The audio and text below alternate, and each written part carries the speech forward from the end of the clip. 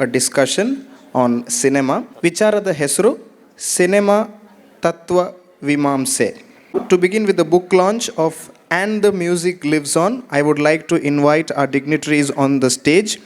Mr. Manik Premchand, the writer of this book, Mr. Girish Kasarvaliji and Mr. Gopalakrishna Pai. We request you to come to the stage for the book launch. Ladies and gentlemen, And the Music Lives On.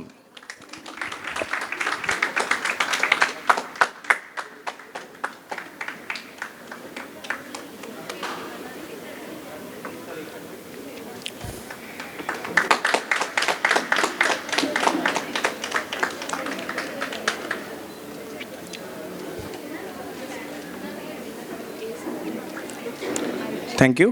Now I request Mr. Manik Premchand ji to speak a few words about his book.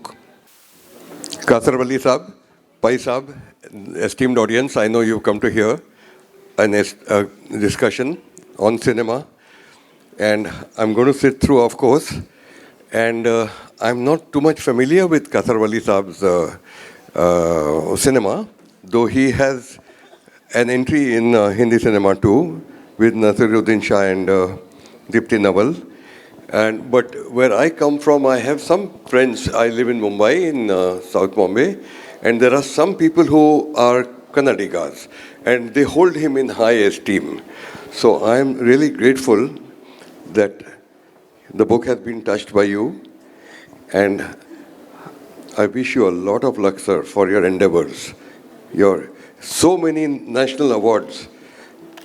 I don't know if you have the shelves to display them. But really grateful. Thank you, everybody. I don't want to waste anybody's time. This book is about, I write on cinema and its music, and I write in English. It's mostly about Hindi cinema, but it also covers Indian cinema here and there.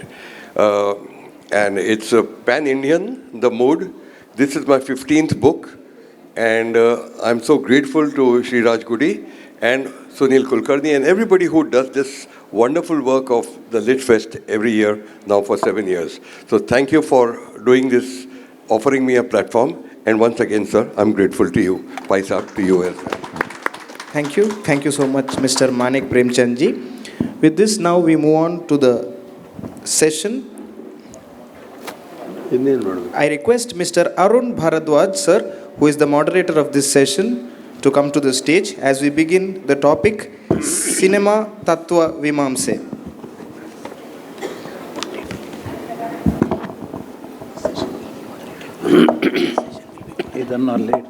This session will be moderated by author Arun Bharadwaj, whose depth of knowledge and passion for writing promise to make this discussion thought-provoking and engaging. Over to you, sir. ಎಲ್ರಿಗೂ ನಮಸ್ಕಾರ. ಇವತ್ತು ನಮ್ಮ ಜೊತೆ ಗಿರೀಶ್ ಕಾಸರವಳ್ಳಿಯವರು ಮತ್ತು Gopalakrishna pi ಅವರಿದ್ದಾರೆ. Cinema ತತ್ವ ಮೀಮಾಂಸೆ ಅನ್ನೋದು ಇವತ್ತು ಸೆಷನ್ನಿನ ವಿಷಯ. ಮೊದಲನೇದಾಗಿ ಹೋದ ವರ್ಷ ಕಾಸರವಳ್ಳಿಯವರ ಬಿಂಬನ ಅಂತ ಒಂದು ಬುಕ್ ಬಂದಿದೆ. ಸುಮಾರು ಜನ ನೋಡಿರ್ಬೋದು ಇಲ್ಲಿ. ಕಾಸರವಳ್ಳಿಯವರು ಒಂದು 50 ವರ್ಷದಿಂದ ಸಿನಿಮಾ ಮಾಡ್ಕೊಂಡು ಬಂದಿದ್ದಾರೆ. ಆ ಸಿನಿಮಾಗಳು ಮಾಡುವಾಗ ಆ ಸಿನಿಮಾದ ಚರ್ಚೆ ಆಗುವಾಗೆಲ್ಲ ಅವ್ರು ಸುಮಾರು ವಿಷಯಗಳನ್ನು ಹೇಳ್ಕೊಂಡು ಬಂದಿದ್ದಾರೆ. ಬೇರೆ ಬೇರೆ ದೇಶದಲ್ಲೂ ಸೆಮಿನಾರ್ಗಳಲ್ಲಿ, ಅವಾರ್ಡ್ ಫಂಕ್ಷನ್ಗಳಲ್ಲಿ ಎಲ್ಲ ಕಡೆ ಹೇಳ್ಕೊಂಡು ಬಂದಿದ್ದಾರೆ. ಈ ಬುಕ್ಕು ಒಂದು ಲೆಕ್ಕದಲ್ಲಿ ಅದು ಎಲ್ಲದರ ಕಲ್ಮಿನೇಷನ್. ಅವ್ರು ಏನೇನು ಹೇಳ್ಕೊಂಡು ಬಂದಿದ್ದರು ಅಥವಾ ಅವ್ರಿಗೆ ಏನೇನು ಹೇಳೋದಿತ್ತು ಅದೆಲ್ಲದು ಇದರಲ್ಲಿ ಬಂದಿದೆ. ಅದರಲ್ಲಿ ಅವರು ಸಿನಿಮಾ ತಾವು ಯಾವ ರೀತಿ ನೋಡ್ತಾರೆ ಮತ್ತು ಸಿನಿಮಾ ಮೀಡಿಯಮ್ ವರ್ಕ್ ಆಗೋ ರೀತಿ ಯಾವುದು ಅಂತ ಅವರು ಗ್ರಹಿಸಿದ್ದಾರೆ. ಮತ್ತು ಅದನ್ನು ತಮ್ಮ ಸಿನಿಮಾದಲ್ಲಿ ಹೇಗೆ ತರಕ್ಕೆ ಪ್ರಯತ್ನ ಪಟ್ಟಿದ್ದಾರೆ ಅನ್ನೋದನ್ನು ಒಂದೊಂದು ಸಿನಿಮಾದಲ್ಲೂ ಒಂದೊಂದು ಸೀನನ್ನು ಇಟ್ಕೊಂಡು ಡಿಸ್ಕಸ್ ಮಾಡಿ ಇಬ್ಬರು ಸೇರಿ ಬುಕ್ ಬರೆದಿದ್ದಾರೆ. ಸೊ ಇವತ್ತು ಸಿನಿಮಾ ತತ್ವಮೀಮಾಂಸೆ ಅನ್ನೋದನ್ನು ಅದೊಂದು ಜನರಲ್ ಟಾಪಿಕ್ನ ಅವರ ಒಂದು ಪರ್ಟಿಕ್ಯುಲರ್ ಸಿನಿಮಾಗಳ ಉದಾಹರಣೆ ಇಟ್ಕೊಂಡು, ಅಂದರೆ ಈ ಬುಕ್ ನಿಮಗೆ ಓದಿದ್ರೆ ಕಾಸರವಳ್ಳಿಯವರ ಸಿನಿಮಾಗಳ ವಿಷಯನೂ ಗೊತ್ತಾಗುತ್ತೆ, ಒಟ್ಟು ಸಿನಿಮಾ ತತ್ವದ ವಿಷಯನೂ ಗೊತ್ತಾಗುತ್ತೆ. ಹಾಗಾಗಿ ಬುಕ್ಕನ್ನು ಕೇಂದ್ರದಲ್ಲಿ ಇಟ್ಕೊಂಡು ತತ್ವಮೀಮಾಂಸೆಯ ಪ್ರಶ್ನೆಗಳನ್ನ ಅವರಿಬ್ಬರಿಗೂ ಕೇಳ್ತೀನಿ. ಪ್ರಶ್ನೆಗಳು ಡೈರೆಕ್ಟೆಡ್ ಟುವರ್ಡ್ಸ್ ಎನಿಬಡಿ ಅಂತ ಅಲ್ಲ, ನೀವಿಬ್ಬರು ಉತ್ತರ ಕೊಡ್ಬೋದು. ಯಾವುದಾದ್ರು ಒಬ್ಬರಿಗೆ ಅಂತ ಇದ್ದರೆ ಅವರಿಗೆ ಕೇಳ್ತೀನಿ. ಹಾಗಾಗಿ ಮೊದಲನೇದಾಗಿ ಪೈ ಅವರಿಗೆ ಸರ್, ನೀವು ಬರೀ ಆಡಿಯನ್ಸ್ ಆಗಿ ಅಲ್ಲದೆ ನೀವು ಒಂದು ಪೈ ಅವರು ಕನಸೆಂಬ ಕುದುರೆನೇರಿ ಸಿನಿಮಾದಲ್ಲಿ ಕೆಲಸ ಮಾಡಿದ್ದಾರೆ. ಸೊ ಒಬ್ಬ ಸಿನಿಮಾ ಕ್ಷೇತ್ರನೂ ಗೊತ್ತಿರೋರಾಗಿ ಜೊತೆಗೆ ನೀವು ಸ್ವತಃ ಒಂದು ಕಾದಂಬರಿನೂ ಬರೆದಿದ್ದೀರ. ಅದೊಂದು ಬೇರೆ ಪ್ರಕಾರದಲ್ಲಿ ನೀವೊಂದು ಕ್ರಿಯೇಟಿವ್ ವರ್ಕ್ ಮಾಡಿದ್ದೀರ. ಈಗ ಇನ್ನೊಬ್ಬ ಕ್ರಿಯೇಟಿವ್ ವರ್ಕ್ನ ವಿಮರ್ಶಾತ್ಮಕವಾಗಿ ಅವ್ರ ಜೊತೆನೇ ಚರ್ಚೆ ಮಾಡಿದ್ದೀರ. ಇದು ನಿಮಗೆ ಯಾಕೆ ಈ ಥರ ಮಾಡಬೇಕು ಅನ್ನಿಸ್ತು? ಮತ್ತು ನೀವು ಅದನ್ನು ಮಾಡುವಾಗ ನಿಮಗಿದ್ದ ನೆಲೆ ಏನು? ಅಥವಾ ಈ ಸಿಂಪಲಾಗಿ ಕೇಳಬೇಕಂದ್ರೆ ಈ ಬುಕ್ ಯಾಕೆ ಬರೆದ್ರಿ? ನಮಸ್ಕಾರ ಎಲ್ರಿಗೂ. ನನ್ನ ಪಕ್ಕದಲ್ಲಿ ಕೂತಿರೋ ಈ ವ್ಯಕ್ತಿ ಇದ್ದಾರಲ್ಲ, 47 ವರ್ಷಗಳ ಹಿಂದೆ ಒಂದು ಸಿನಿಮಾ ಮಾಡಿದ್ರಾಯ್ತು, ಹೆಸರು ಘಟಶ್ರಾದ್ದ ಅಂದರೆ. ಅದನ್ನು ನೋಡಿದ ಚಿತ್ರಬ್ರಹ್ಮ ಸತ್ಯಜಿತ್ ರೇ ಅವರು 26 ವರ್ಷದ ಹುಡುಗ ಇದನ್ನು ಮಾಡಿದ್ದಾನಂದರೆ ನನಗೆ ನಂಬಲಿಕ್ಕಾಗೋದಿಲ್ಲ ಅಂಥೇಳಿ ಹಾಡಿ ಹೋಗಲಿದ್ರು. ಅಲ್ಲಿಂದ ಶುರುವಾಯ್ತವ್ರ ಇದು. ಕೆಲವು ವರ್ಷಗಳ ಕೆಳಗೆ ಭಾರತದಲ್ಲಿ ಕಳೆದ 100 ವರ್ಷಗಳಲ್ಲಾದ ಅತ್ಯುತ್ತಮ ಸಿನಿಮಾಗಳ ಪೈಕಿ ಅಂತೇಳಿ 100 ಸಿನಿಮಾಗಳನ್ನು 100 ವರ್ಷದಲ್ಲಿ 100 ಸಿನಿಮಾಗಳು ಯಾವ್ಯಾವುದು ಅತ್ಯುತ್ತಮ ಸಿನಿಮಾಗಳು ಅಂತೇಳಿ ಆರಿಸಿದಾಗ ಈ ಘಟಶ್ರಾದ್ದ 20ರ ಒಳಗೆ ಬಂತು. ನಿಮಗೆ ಮಾರ್ಟಿನ್ ಸ್ಕಾರ್ಸೆಸೆ ಅಂತೇಳಿ ಕೇಳಿರ್ಬೋದು, ಜಾರ್ಜ್ ಲೂಕಾಸ್ ಅಂತ ಕೇಳಿರ್ಬೋದು ನೀವು. ಹಾಲಿವುಡ್ನ ಅತ್ಯಂತ ದೊಡ್ಡ ನಿರ್ದೇಶಕರು. ಅವರು ಒಂದು ಸಿನಿಮಾ ಹೆರಿಟೇಜ್ ಅಂತೇಳಿ ಒಂದು ಸಂಸ್ಥೆ ಮಾಡಿದ್ದಾರೆ. ಆ ಸಂಸ್ಥೆಯವರು ಜಗತ್ತಿನ ಅತ್ಯುತ್ತಮ ಸಿನಿಮಾಗಳನ್ನು ತಮ್ಮ ಅದು ಹೆರಿಟೇಜ್ನಲ್ಲಿ ಇಟ್ಕೊಂಡಿರ್ತಾರೆ. ಅದರಲ್ಲಿ ಈ ಘಟಶ್ರಾದ್ದ ಒಂದು ಸಿಲೆಕ್ಟ್ ಆಗಿದೆ. ಕನ್ನಡದಿಂದ ಮೊಟ್ಟ ಮೊದಲಿದ್ದು. ಭಾರತದಿಂದ ಕೆಲವು ಸಿನಿಮಾಗಳಾಗಿದ್ದಾವೆ, ಆದರೆ ಕನ್ನಡದಿಂದ ಮೊಟ್ಟ ಮೊದಲಿದ್ದು. ಇಷ್ಟೆಲ್ಲ ಹೊಗಳಿಕೆ ಇರೋ ಈ ಸಿನಿಮಾಗಳು ನನಗೆ ಯಾವ ಥರ ಅರ್ಥ ಮಾಡ್ಕೋಬೇಕು. ನಾನು ಆ ಸಿನಿಮಾಗಳನ್ನು ನೋಡಿದ್ದೆ. ಅದಲ್ಲದೆ ಬೇರೆ ಮತ್ತೆ ಕೆಲವು ಸಿನಿಮಾಗಳನ್ನು ಮಾಡಿದ್ದಾರೆ, ಅವರು ಮಾಡ್ತಾನೇ ಇದ್ದಾರೆ, ಈಗಲೂ ಮಾಡ್ತಾ ಇದ್ದಾರೆ. ಈ ಸಿನಿಮಾಗಳನ್ನು ಅರ್ಥ ಮಾಡ್ಕೊಳ್ಳೋದು ಹೇಗೆ ಅಂಥೇಳಿ ನಾನು ಅವರ ಮಾತನಾಡಲಿಕ್ಕೆ ಶುರು ಮಾಡಿದೆ. ನನಗೂ ಅವರಿಗೂ 77ರಿಂದ ಅವರು ಘಟಶ್ರಾದ್ದ ಮಾಡುವಾಗಿಂದ ಪರಿಚಯ ಇದ್ದರೂ ಕೂಡ ನಮ್ಮ ಸಂಬಂಧ ಗಾಢದ್ದು ಈಗ ಇತ್ತೀಚಿನ ಒಂದು 15 ವರ್ಷಗಳಲ್ಲಿ. ನಾನು ಪ್ರತಿಯೊಂದು ಪ್ರಶ್ನೆಯನ್ನು ಅವ್ರ ಕೇಳ್ತಾ ಇದ್ದೆ, ಒಂಥರ ವಿದ್ಯಾರ್ಥಿ ಥರ ಕೇಳ್ತಾ ಇದ್ದೆ. ಅವರು ಪ್ರತಿಯೊಂದನ್ನು ಬಹಳ ಒಂದು ತಾಳ್ಮೆಯಿಂದ ನನಗೆ ಹೇಳ್ತಾಯಿದ್ರು, ಪ್ರತಿಯೊಂದನ್ನು ಹೇಳ್ತಾಯಿದ್ರು. ಹೇಳಿದ್ದು ಮಾತ್ರ ಅಲ್ಲ, ತೋರಿಸ್ತಾ ಇದ್ರು ಕೆಲವೆಲ್ಲ. ತುಂಬ ಸಿನಿಮಾಗಳನ್ನು ಒಟ್ಟಿಗೆ ನೋಡಿದ್ವಿ. ಅದೂ ಅಲ್ಲದೆ ಅವರು ಅವರ ಮನೆಯಲ್ಲಿದ್ದ ಅನೇಕ ಗ್ರಂಥಗಳನ್ನು ನನಗೆ ಓದಲಿಕ್ಕೆ ಕೊಟ್ಟರು. ಅದರಲ್ಲಿ ಒಂದು ಬುಕ್ ಇದ್ದದ್ದು, ಒಂದು ಸೀರೀಸ್ ಇತ್ತು, ಡೈರೆಕ್ಟರ್ ಆರ್ ಡೈರೆಕ್ಷನ್ ಅಂತೇಳಿ. ಪ್ರತಿಯೊಬ್ಬ ನಿರ್ದೇಶಕನು ತಾನು ಮಾಡಿದ ನಿರ್ದೇಶನದ ಕೆಲಸದ ಬಗ್ಗೆ ಬರೆದ ಅದ್ಭುತವಾದ ಪುಸ್ತಕಗಳು ಒಂದು ಸೀರೀಸ್ ಇದ್ದವರು. ಅದನ್ನು ನನಗೆ ಓದಲಿಕ್ಕೂ ಕೊಟ್ಟರು. ಅದು ಓದಿದ ಮೇಲೆ ನಾನು ಅವ್ರಿಗೆ ಹೇಳಿದೆ, ಗಿರೀಶ್ ಇಂಥದ್ದು ಕನ್ನಡದಲ್ಲೂ ಬರೆದ್ರೆ ಹೇಗೆ ಅಂಥೇಳಿ. ಅವರಂಥ ಒಂದು ತಕ್ಷಣದ ಒಂದು ಪ್ರತಿಕ್ರಿಯೆಯಲ್ಲಿ ಏನನ್ನು ಹೇಳೋದಿಲ್ಲ. ನಾವು ಏನೇ ಹೇಳಿದರೂ ಕೂಡ ಅವರು ಯೋಚನೆ ಮಾಡಿ ಮರುದಿವಸನೋ ಬಂದು ಹೇಳ್ತಾರೆ. ಅದು ಈ ಥರ ಮಾಡಿದರೆ ಹೇಗೆ ಅಂತೇಳಿ. ಅದಕ್ಕಾಗಿ ಇದು ಯಾವಾಗ 3 ವರ್ಷದ ಕೆಳಗಾಯಿತು. 3 ವರ್ಷದ ಹಿಂದೆ ನಾವು ಅದನ್ನು ಮಾಡೋಣ ಅಂತ ಆಯಿತು. ಅದಕ್ಕೆ ತುಂಬ ಜನರನ್ನು, ನಂತೂ ನನಗೆ ಸಾಹಿತ್ಯ ಸಂಬಂಧ ಮಾತ್ರ ಗೊತ್ತಿತ್ತು, ಈ ಸಿನಿಮಾ ಅಷ್ಟು ಗೊತ್ತಿರಲಿಕ್ಕಿಲ್ಲ ಅಂತೇಳಿ ನನ್ನ ತಲೆಯಲ್ಲಿತ್ತು. ಹಾಗಾಗಿ ನಾವು ಕೆಲವು ರೈಟರ್ಸನ್ನು ಕೇಳಿದ್ವಿ, ಸಿನಿಮಾ ಬಗ್ಗೆ ವಿಮರ್ಶೆ ಬರೆಯೋರನ್ನೆಲ್ಲ ಕೇಳಿದ್ವಿ. ಆದರೆ ಯಾರೂ ಮುಂದಕ್ಕೆ ಬರಲಿಲ್ಲ. ಕಡೆಗೆ ಒಂದು ದಿವಸ ನಾನೇ ಒಂದು 2 ವರ್ಷದ ಕೆಳಗೆ ನಾನೇ ಅವ್ರಿಗೆ ಹೇಳಿದೆ, ಗಿರೀಶ್ ಯಾರು ಬರೆದಿದ್ರೆ ನಾನು ಬರೆದು ಕೊಡಲ್ಲ ಅಂಥೇಳಿ, ಬರಿಲ್ಲ ಅಂಥೇಳಿ ಯೋಚನೆ ಮಾಡಿ ಅಂತ ಹೇಳಿದರು. 2 ವರ್ಷ ನಾವು ಒದ್ದಾಡಿದ್ವಿ. ಅವರ ಪ್ರತಿಯೊಂದು ಸಿನಿಮಾನು ಮತ್ತೆ ನೋಡಿ ವಿಚಾರ ಮಾಡಿ ಆಮೇಲೆ ಒಂದು ದಿವಸ ಬರೀಲಿಕ್ಕೆ ಹೋದ್ರು. ಹಾಗೆ ಈ ಪುಸ್ತಕ ಬರೆಯೋ ಒಂದು ಇದಾಯಿತು. ಸರ್, ಆ ಥರ ನೀವು ಡಿಸೈಡ್ ಮಾಡಿದ್ಮೇಲೆ ಅದರಲ್ಲೇ ಬರೆದಿದ್ದೀರ ಒಂದಿಷ್ಟು. ನಮಗೆ ರೂಲ್ಸ್ ಹಾಕ್ಕೊಂಡ್ವಿ, ಕೆಣಕೋ ಪ್ರಶ್ನೆಗಳನ್ನು ಕೇಳಬಾರ್ದು, ಗಾಸಿಪ್ಗಳು ಬರಬಾರ್ದು, ಸಿನಿಮಾ ಅನೆಕ್ಡೋಟ್ಗಳು ಬರಬಾರ್ದು, ಬರೀ ಸಿನಿಮಾ ತತ್ವ ಹೇಗೆ ವರ್ಕ್ ಆಗುತ್ತೆ ಅನ್ನೋದು ಬರಬೇಕು ಅಂತ ನೀವು ಅಲ್ಲಿ ಡಿಸೈಡ್ ಮಾಡಿ ಭಾಳ ಚೆನ್ನಾಗಿ ಅದನ್ನು ವಿವರಿಸ್ತಾ ಇದ್ದೀವಿ ನೀವು. ನಾವು ನಮಗೆ ಕೆಲವು ಲಿಮಿಟೇಷನ್ಸ್ ಹಾಕ್ಕೊಡ್ವಿ ಇದನ್ನು ಮಾಡುವಾಗ. ಒಂದೇನೆಂದರೆ, ಈ ಇದು ಭಾರತೀಯ ಭಾಷೆಗಳಲ್ಲಿ ತುಂಬ ಜನ ನಿರ್ದೇಶಕರು ಅವರವ್ರ ಬಗ್ಗೆ ಬರೆದಿದ್ದಾರೆ. ಮಣಿರತ್ನಂ ಬರೆದಿದ್ದಾರೆ, ಶ್ಯಾಮ್ ಬೆನ್ಗಲ್ ಬರೆದಿದ್ದಾರೆ. ಆದರೆ ನಾವು ತಿಳ್ಕೊಂಡಾಗ ಅದರಲ್ಲಿ ತುಂಬ ಗಾಸಿಪ್ಗಳಿದ್ವು ಅಲ್ಲದೆ ಸಿನಿಮಾದ ತಾತ್ವಿಕ ಮೀಮಾಂಸೆಯ ಬಗ್ಗೆ ಏನೂ ಇಲ್ಲ ಇತ್ತು. ಇಲ್ಲಿ ನಾವು ಇದನ್ನು ಬರಿಬೇಕಿದ್ರೆ ನಾವು ಸಿನಿಮಾ ಅಂದರೆ ಏನು, ಯಾಕೆಂದರೆ ಸಿನಿಮಾ ಒಂದು ಸಮಷ್ಟಿ ಕಲೆ, ಎಲ್ಲ ಕಲೆಗಳ ಸಂಗಮ ಅದೊಂದು. ಅಂಥದ್ರಲ್ಲಿ ನಾವು ಸಿನಿಮಾವನ್ನು ನೋಡೋದು ಹೇಗೆ, ಕಾಣೋದು ಹೇಗೆ, ಅರ್ಥ ಮಾಡ್ಕೊಳ್ಳೋದು ಹೇಗೆ, ಸುಮ್ಮನೆ ಕತೆ ಹೇಳಿ. ಈಗ ನಮ್ಮ ಪೇಪರ್ನವರೆಲ್ಲ ಬರೀತಾರೆ, ಒಂದು ಸಿನಿಮಾ ರಿಲೀಸ್ ಆದ ಕೂಡಲೇ ಅರ್ಧ ಪೇಜು ಅದರ ಕತೆ ಹೇಳ್ತಾರೆ, ಆಮೇಲೆ ಅದ್ರ ಉಳಿದದ್ದೆಲ್ಲ ಚೆನ್ನಾಗಿದೆ ಅಂತ ಹೇಳ್ತಾರೆ. ಹಾಡು ಚೆನ್ನಾಗಿದೆ, ಸಂಗೀತ ಚೆನ್ನಾಗಿದೆ, ನೃತ್ಯ ಚೆನ್ನಾಗಿದೆ ಅಂತೆಲ್ಲ ಹೇಳ್ತಾರೆ. ಅದು ಸಿನಿಮಾ ಅಲ್ಲ. ಅದಲ್ಲದೇ ಬೇರೊಂದು ಸಿನಿಮಾ ಇದೆ ಅಂತ ಅಂಥದ್ದನ್ನು ಬರಿಬೇಕು ಅಂತೇಳಿ ತಾತ್ವಿಕ ಮೀಮಾಂಸೆ, ಸಿನಿಮಾ ತತ್ವದ ಬಗ್ಗೆ ಮೀಮಾಂಸೆ, ಅದ್ರ ಬಗ್ಗೆ ಬರಿಬೇಕು ಅಂಥೇಳಿ ನಿಮ್ಮ ಸಿನಿಮಾಗಳಲ್ಲೇ ಅದನ್ನು ಹೇಗೆ ಅಳವಡಿಸಿದ್ದೀರಿ ಅಂತ ಇದು ಸ್ಪಷ್ಟ ಮಾಡಿಕೊಂಡು ನಾವು ಹೊರಟ್ವಿ. ಎರಡನೇ ಒಂದೇ ಮಾತಲ್ಲಿ ಹೇಳ್ತೀನಿ, ಅವಾರ್ಡ್ ಸಿನಿಮಾ ಅಂಥೇಳಿ ಅದ್ರ ಬಗ್ಗೆ ನಾನು ಕಮೆಂಟ್ ಕೂಡ ಮಾಡಿದ್ದೇನೆ. ಅವಾರ್ಡ್ ಸಿನಿಮಾ ಅಂಥೇಳಿ ನಾವು ಒಂದು ಸೈಡಿಗೆ ಇಟ್ಬಿಡ್ತೀವಿ. ನಮಗೆ ಇವತ್ತಿನವರೆಗೂ ಕೂಡ ಸಿನಿಮಾ ಅಂದರೆ ಎಂಟರ್ಟೈನ್ಮೆಂಟ್ ಅಂತ ಅಷ್ಟೇ, ನಮ್ಮ ಮನರಂಜನೆಗಾಗಿ ಸಿನಿಮಾ ಇರೋದು. ಹಾಗಲ್ಲ. ಅದರಿಂದ ನಾವು ಏನು ಕಲಿಬೋದು ಇದ್ರ ಬಗ್ಗೆನೂ ಯೋಚನೆ ಮಾಡಿದ್ದೇವೆ ನಾವು. ಹಾಗೆ ಅದಕ್ಕಾಗಿ ನಾವು ಇದು ಅವಾರ್ಡ್ ಸಿನಿಮಾ ಅಲ್ಲ ಅಂತ ಹೇಳ್ತಾನೆ ನಾನು ಆ ಮಾತನ್ನು ಹೇಳಿದ್ದೇನೆ. ಉಳಿದದನ್ನು ನೀವು ಮುಂದುವರಿಸ್ಬೋದು. ಸರ್, ಈಗ ಸಿನಿಮಾದ ತಾತ್ವಿಕತೆನ ಡಿಸ್ಕಸ್ ಮಾಡೋಕ್ಕೆ ಉಳಿದಿದ್ದೆಲ್ಲ ಬಿಟ್ಟಿದ್ದೀರಾ, ಕರೆಕ್ಟು. ಸಿನಿಮಾ ಅಂದರೆ ಕಥೆ ಅಲ್ಲ ಅಂತ ಕಾಸರವಳ್ಳಿಯವರು ಬೇಕಾದಷ್ಟು ಸಲ ಹೇಳಿದ್ದಾರೆ. ಸಿನಿಮಾದಲ್ಲಿ ಸುಮಾರು ಡಿಪಾರ್ಟ್ಮೆಂಟ್ಗಳಿರುತ್ತೆ. ಕೆಲವು ಸಿನಿಮಾದಲ್ಲಿ 50-60 ಡಿಪಾರ್ಟ್ಮೆಂಟ್ ತನಕ ಹೋಗುತ್ತೆ. ಆ ಡಿಪಾರ್ಟ್ಮೆಂಟ್ಗಳು ಸಿನಿಮಾ ಅಲ್ಲ, ಕಥೆನೂ ಸಿನಿಮಾ ಅಲ್ಲ. ಮತ್ತು ಏನು ಸಿನಿಮಾ ಅಂದರೆ? ಕ್ರಿಶ್ಚಿಯನ್ ಮಿತ್ಸ್ ಅಂಥೇಳಿ ಒಬ್ಬ ಸಿನಿಮಾ ಸಿದ್ಧಾಂತಿ ಇದ್ದಾನೆ. ಅವನೊಂದು ಮಾತನ್ನು ಹೇಳ್ತಾನೆ, it's easy to understand a film but difficult to explain it ಅಂತ. ವೈ ಇಸ್ ಇಟ್ ಡಿಫಿಕಲ್ಟ್ ಅಂತಂದರೆ, ಸಿನಿಮಾಕ್ಕೆ ಅನುಭವ ಬೇರೆ ಬೇರೆ ನೆಲೆಗಳಿಂದ ಬರುತ್ತೆ. ಆ ನೆಲೆಗಳನ್ನು ನಾವು ಪೂರ್ಣವಾಗಿ ಗ್ರಹಿಸದೇ ಇದ್ದರೆ ನಾವು ಸಿನಿಮಾದ ಒಂದು ಮೈಯನ್ನು ಮಾತ್ರ ಗ್ರಹಿಸ್ತಾ ಇರ್ತೇವೆ. ಆದ್ದರಿಂದ ಹಾಗಾದ್ರೆ ಅದು ಯಾವ ಬೇರೆ ಮೈಗಳು ಯಾವುದು ಅಂತ ಅರ್ಥ ಮಾಡ್ಕೋಬೇಕಾದ್ರೆ ಸಿನಿಮಾದ ಒಳ ಹೊಕ್ಕು ನೋಡಬೇಕು. ಆಗಲೇ ನೀವು ಹೇಳಿದ್ರಿ ಸಿನಿಮಾ ಅಂತಂದ್ರೆ ನನ್ನ ಕಥೆ ಅಲ್ಲ ಅಂತ. ನಾನು ಮತ್ತೆ ಹೇಳ್ತೀನಿ, ಸಿನಿಮಾ ಅಂದ್ರೆ ಕಥೆ ಅಲ್ಲ. ನಮಗೆ ಅನುಭವ ಹೇಗೆ ಹುಟ್ಟುತ್ತೆ ಅನ್ನೋದು ಕಥೆ ಮೂಲಕ ಹುಟ್ಟೋದಲ್ಲ, ಅದು ಬಿಂಬಗಳ ಮೂಲಕ ಹುಟ್ಟೋದು. That's a difference. ಕಥೆ ಅಲ್ಲ, ಸಿನಿಮಾಕ್ಕೆ ಮುಖ್ಯ ಬಿಂಬ.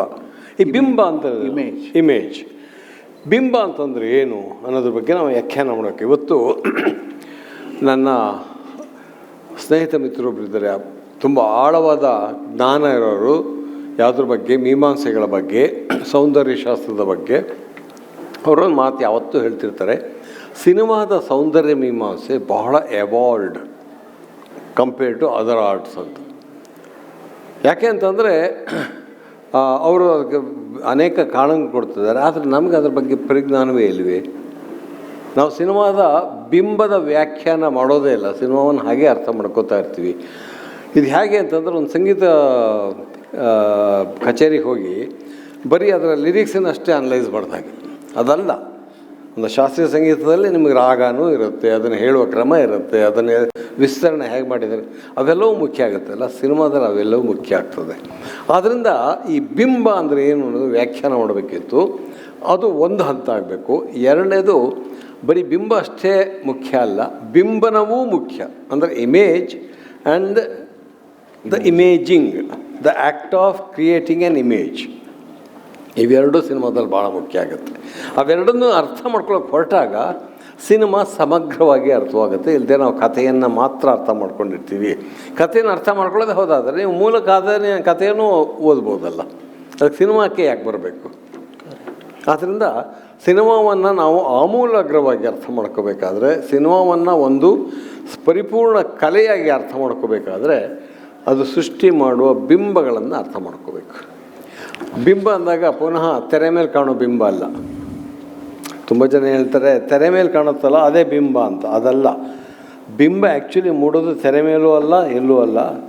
ಬಿಂಬ ಮೂಡೋದು ಪ್ರೇಕ್ಷಕನ ಮನಸ್ಸಿನಲ್ಲಿ.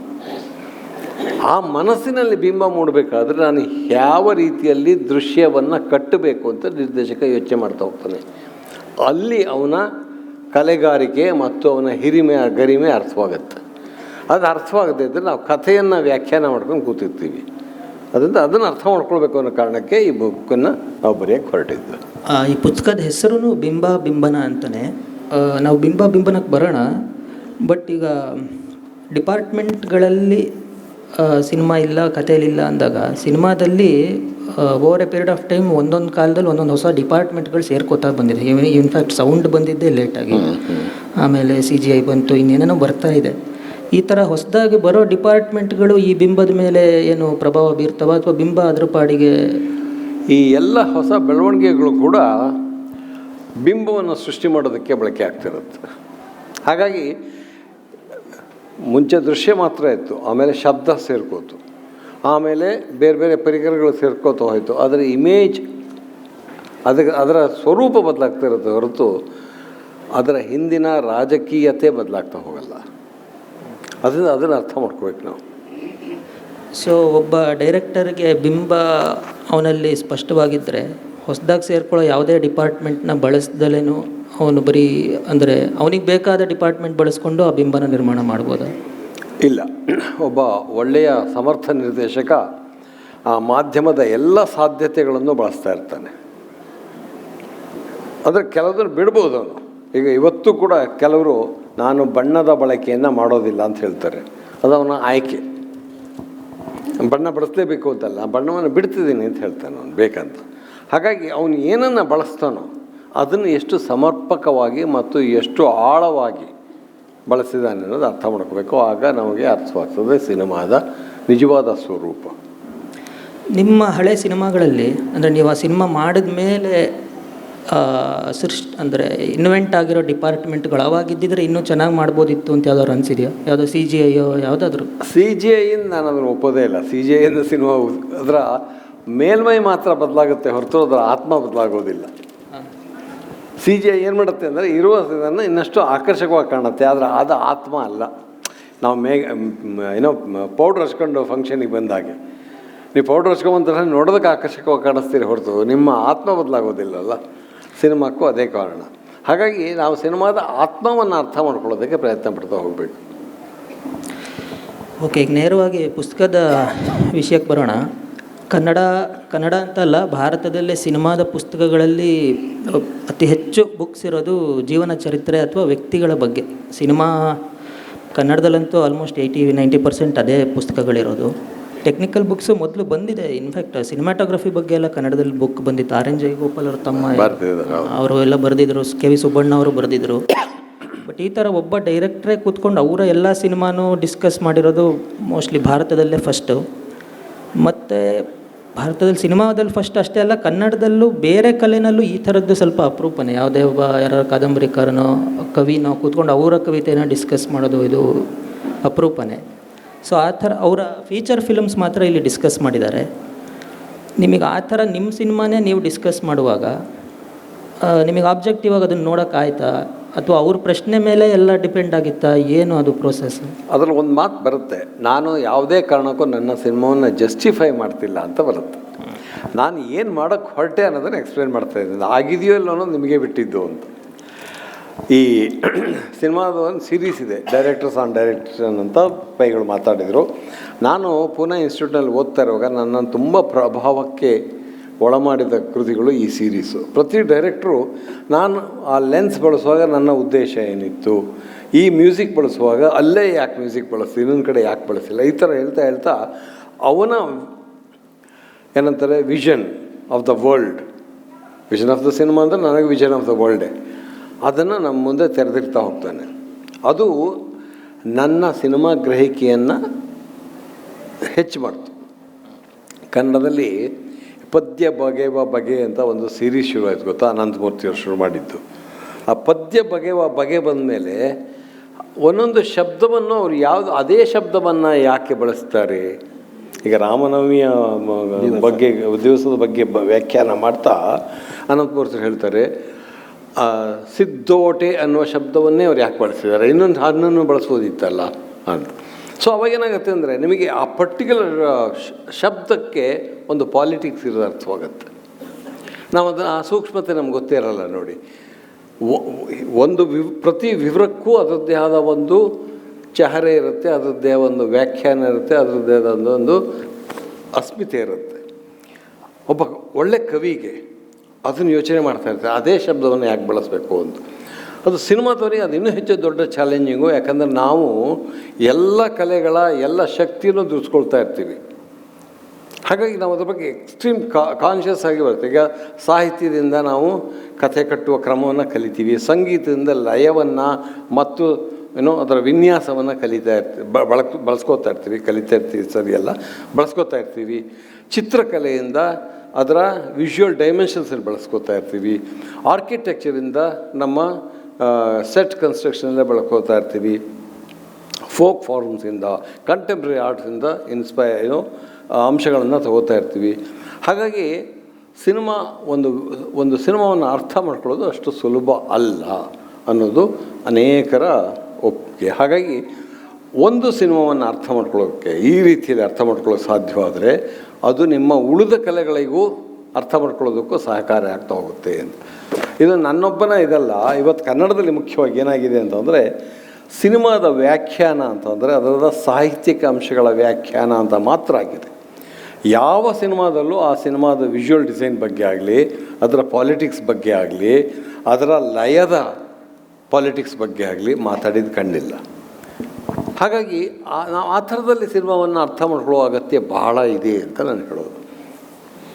ಒಂದು ಮಾತು ನಾನು ಸೇರಿಸ್ಬೋದಾ? ಹಾಂ, ಹೇಳಿ. ಈ ಬುಕ್ಕಿನಲ್ಲಿ ನಾವು ಗಿರೀಶ್ ಕಾಸರವಳ್ಳಿ ಅವರ ಚಿತ್ರಗಳ ಬಗ್ಗೆನೇ, ಅವರ ಫಿಲ್ಮ್ಸ್ಗಳ ಬಗ್ಗೆನೇ ಮಾತನಾಡಿದ ನಿಜ.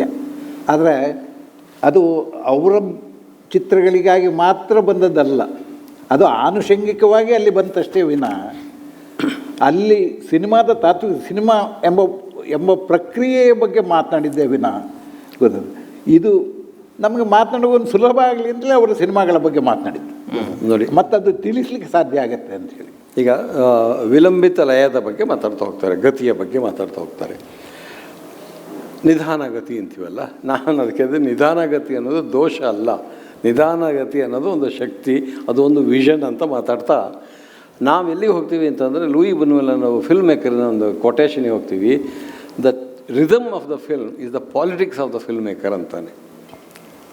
ಸೊ ಚರ್ಚೆ ಮಾಡ್ತಿರೋದು ನನ್ನ ಸಿನಿಮಾ, ಅದನ್ನು ನಾವು ಚರ್ಚೆ ಮಾಡ್ತಿರೋದು ಆ ಮೀಮಾಂಸೆ. ಸೊ ಅದೇನಾಗುತ್ತೆ ಅಂತಂದರೆ, ಒನ್ಸ್ ನಮಗಿದು ಅರ್ಥ ಆದಮೇಲೆ ದ ಟೆಂಪೋ ಅಥವಾ rhythm of the film is the politics of the film maker ಅಂತ ಅರ್ಥ ಮಾಡ್ಕೊಂಬಿಟ್ರೆ, ಒಂದು ಫಾಸ್ಟ್ ಕಟ್ಟಿಂಗ್ ಅಥವಾ ಸ್ಲೋ ಪೇಸ್ಟ್ ಫಿಲ್ಮು ಬೇರೆ ರೀತಿಯಲ್ಲಿ ಅರ್ಥ ಮಾಡ್ಕೋತೀವಿ. ಬರೀ ಕಥೆಯ ಹೋಗೋಕ್ಕೆ ಮಾತ್ರ ಬೆಲೆ ಕೊಡಲ್ಲ, ಇದು ಯಾವ ಉದ್ದೇಶಕ್ಕಾಗಿ ಬಳಸ್ತಾ ಇದ್ದಾನೆ ಅನ್ನೋದನ್ನು ಅರ್ಥ ಮಾಡ್ಕೊಳ್ತಾ ಹೋಗ್ತೀವಿ. ಹಾಗಾಗಿ ನನ್ನ ಕೃತಿಗಳನ್ನು ಆಧಾರವಾಗಿ ಇಟ್ಕೊಂಡು ನಾವು ಲೂಯಿ ಬುನ್ಯುಯೆಲ್ನ ಅರ್ಥ ಮಾಡ್ಕೊಳ್ತೀವಿ. ನನ್ನ ಕೃತಿಯನ್ನು ಆಧಾರವಾಗಿ ಇಟ್ಕೊಂಡು ನಾವು ಯಾಶಿಜಿರೋ ಓಝೋ ಫಿಲ್ಮ್ ಮೇಕರ್ ಇದ್ದಾನೆ, ಜಾಪನೀಸ್ ಫಿಲ್ಮ್ ಮೇಕರ್, ಅವನ ಯೂನಿವರ್ಸಲ್ ವಿಷನ್ ಬಗ್ಗೆ ನಾವು ಮಾತಾಡ್ತಾ ಇರ್ತೀವಿ. ಹಾಗಾಗಿ ಆ ಕಾರಣಕ್ಕಾಗಿ ಇದು ಬರೆಯೋಕ್ಕೆ ಹೊರಟಿದ್ದು ಅಂದರೆ ಯಾವುದೇ ತರಹದ ಗಾಸಿಪ್ ಆಗಲಿ ಇದಾಗಲಿ ಇಲ್ಲ. ಬರೀ ಬಿಂಬಗಳನ್ನು ಇಟ್ಕೊಂಡು ಅದರ ವ್ಯಾಖ್ಯಾನ ಮಾಡ್ತಾ, ಅದು ಹೇಗೆ ಸಿನಿಮಾ ನಿರ್ದೇಶಕನ, ನಂದಲ್ಲ, ಯಾವುದೇ ಸಿನಿಮಾ ನಿರ್ದೇಶಕ ಆಗ್ಬೋದು, ಅದು ವ್ಯಾಖ್ಯಾನ ಮಾಡ್ತಾ ಇರುತ್ತೆ. ಒಂದು ಸಲ ಇದು ಅರ್ಥ ಮಾಡ್ಕೊಂಡ್ರೆ ನೀವು ಆಮೇಲೆ ಅದನ್ನೇ ಅಪ್ಲೈ ಮಾಡಿಕೊಂಡು ಪಾಪ್ಯುಲರ್ ಜಾನ್ರ್ ಫಿಲ್ಮನ್ನು ಅರ್ಥ ಮಾಡ್ಕೋಬೋದು, ಸೀರಿಯಸ್ ಹೈ ಆರ್ಟಿನ ವರ್ಕನ್ನು ಅರ್ಥ ಮಾಡ್ಕೊಳ್ತಾ ಹೋಗ್ಬೋದು. ಈಗ ಪೇಸೆ ಪಾಲಿಟಿಕ್ಸ್ ಅಂತೆಲ್ಲ ಹೇಳುವಾಗ ಅವನು ಬೇರೆ ಬೇರೆ ಸಿನಿಮಾನ ಕನ್ಸಿಡರ್ ಮಾಡಬೇಕು. ಇದು ಸ್ಪೀಡ್ ಇದೆ, ಇದು ಸ್ಲೋ ಇದೆ ಅಂತ. ಈ ಥರ ಬೇರೆ ಸಿನಿಮಾಗಳ ಸಂಬಂಧ ಇಲ್ದಲೆ ಒಂದು ಆರ್ಟ್ ವರ್ಕ್ನ ಬರೀ ಅದರ ಕ್ವಾಲಿಟೀಸ್ನ ಹೇಳ್ಬೋದಾ? ಬೇರೆ ಈಗ ಇದೆಲ್ಲ ಕಂಪ್ಯಾರಿಸನ್ ಅಂದರೆ ನಾನು ಯಾಕೆ ಸ್ಲೋ ಆಗಿ ಮಾಡ್ತಾಯಿದ್ದೀನಿ ಅನ್ನೋದು, ಅದು ಸ್ಲೋ ಅಂತ, ಈ ಸಿನಿಮಾ ಸ್ಲೋ ಆಗಿದೆ ಅಂತ ಯಾಕೆ ಹೇಳ್ತಿದ್ದಾರೆ ಅಂದರೆ ಇನ್ನೊಂದೆರಡು ಸಿನಿಮಾ ಫಾಸ್ಟಾಗಿರಬೇಕು. ಸೊ ಈ ಥರ ಈ ಬೇರೆ ಸಿನಿಮಾದ ಪರಿಗಣನೆ ಇಲ್ದಲೆ ಒಂದು ಆರ್ಟ್ ವರ್ಕ್ನ ಅದ್ರ ಪಾಡಿಗೆ ನೋಡೋಕ್ಕಾಗಲ್ವ? ಬೇರೆ ಸಿನಿಮಾದ ಜೊತೆಗೆ ಅಲ್ಲ. ನಾನು ನೋಡಿ, ಅಲ್ಲೇ ಇನ್ನೊಂದು ಥೇರಿ ಬರುತ್ತೆ ಸಿನಿಮಾದಲ್ಲಿ, ದ ಕ್ರಿಯೇಷನ್ ಆಫ್ ಇಮೇಜಸ್ ಇದೆಯಲ್ಲ, ಅದು ಈಗೇನಾಗಿದೆ ಅಂದರೆ ಆ ಇಮೇಜು ಎಷ್ಟರ ಮಟ್ಟಿಗೆ ಮ್ಯಾನಿಪ್ಯುಲೇಟಿವ್ ಆಗಿದೆ, ಎಷ್ಟರ ಮಟ್ಟಿಗೆ ಏನಂತಾರೆ ಅದಕ್ಕೆ ಸ್ವತಂತ್ರವಾಗಿದೆ ಅನ್ನೋದನ್ನು ವ್ಯಾಖ್ಯಾನ ಮಾಡ್ತಾ ಹೋಗ್ತೀವಿ. ಅದಕ್ಕೊಂದು ಇದಿಲ್ಲದೆ ಇದ್ದರೆ ಏನಂತಾರೆ, ಆಡಿಯನ್ಸ್ ಜೊತೆಗೆ ಇಂಟ್ರ್ಯಾಕ್ಟ್ ಮಾಡೋದಕ್ಕೆ ಅದಕ್ಕೊಂದು ಸ್ಪೇಸ್ ಕೊಡದೇ ಇದ್ದರೆ ಆಗ ಅದನ್ನು ನಾವು ಅನುಮಾನಿಸ್ತಾ ಹೋಗ್ತೀವಿ, ಅದನ್ನು ಮ್ಯಾನಿಪ್ಯುಲೇಷನ್ ಅಂತ ಕರಿತೀವಿ. ಸೊ ಸಿನಿಮಾದ ಇಮೇಜು, ಕ್ರಿಯೇಟ್ ಆದ image, is it manipulative or is it giving a space for the audience ಅಂತ ಯೋಚನೆ ಮಾಡ್ತೀವಿ, ವ್ಯೂವರ್. ಸೊ ನಾವು ಇನ್ನೊಂದು ಸಿನಿಮಾದ ಜೊತೆಗೆ ಯೋಚನೆ ಮಾಡ್ತಾ ಇಲ್ಲ, ಈ ಪರ್ಟಿಕ್ಯುಲರ್ ಸಿನಿಮಾ ಜೊತೆಗೆ ಯೋಚನೆ ಮಾಡ್ತಾ ಹೋಗ್ತೀವಿ. ಫಾಸ್ಟ್ ಟೆಂಪೋ ಸಿನಿಮಾ ಅಥವಾ ಬಿಗರ್ ದೆನ್ ಲೈಫ್. ಇವತ್ತು ಹೆಚ್ಚಿನ ಬಾಹುಬಲಿ ಥರ ಸಿನಿಮಾದಲ್ಲಿ ಏನಾಗುತ್ತೆ ಅಂತಂದರೆ, ನೀವು you are trying to create super human beings. ಯಾಕೆ ಮಾಡ್ತೀವಿ ಅಂತ ಅದು ಆಡಿಯನ್ಸಿನ ಇದಿರುತ್ತೆ. ಅವನಿಗೆ ನಾವು ಆ ಥರದಲ್ಲಿ ಸೂಪರ್ ಹ್ಯೂಮನ್ ಬೀಯಿಂಗನ್ನು ಕ್ರಿಯೇಟ್ ಮಾಡಿ ತೋರಿಸ್ತಾ ಇರ್ತೀವಿ. ನಾವು ಸೂಪರ್ ಹ್ಯೂಮನ್ ಬೀಯಿಂಗ್ ತೋರಿಸಲ್ಲ, ನಾವು ಸಾಮಾನ್ಯರಲ್ಲಿ ಸಾಮಾನ್ಯರನ್ನು ನೋಡಿಕೊಂಡು ಅವರಲ್ಲಿರುವ ಅಸಾಮಾನ್ಯ ವ್ಯಕ್ತಿತ್ವವನ್ನು ನಾವು ಹುಡುಕೋಕೆ ಟ್ರೈ ಮಾಡ್ತಾ ಇರ್ತೀವಿ. ಆವಾಗ ನಾವು ಮ್ಯಾನಿಪ್ಯುಲೇಟಿವ್ ಇಮೇಜಸನ್ನು ಬಳಸಲ್ಲ. ಆದ್ದರಿಂದ ದ ಕ್ವಾಲಿಟಿ ಆಫ್ ಇಮೇಜ್, ಅದರ manipulative power of a image becomes the deciding factor.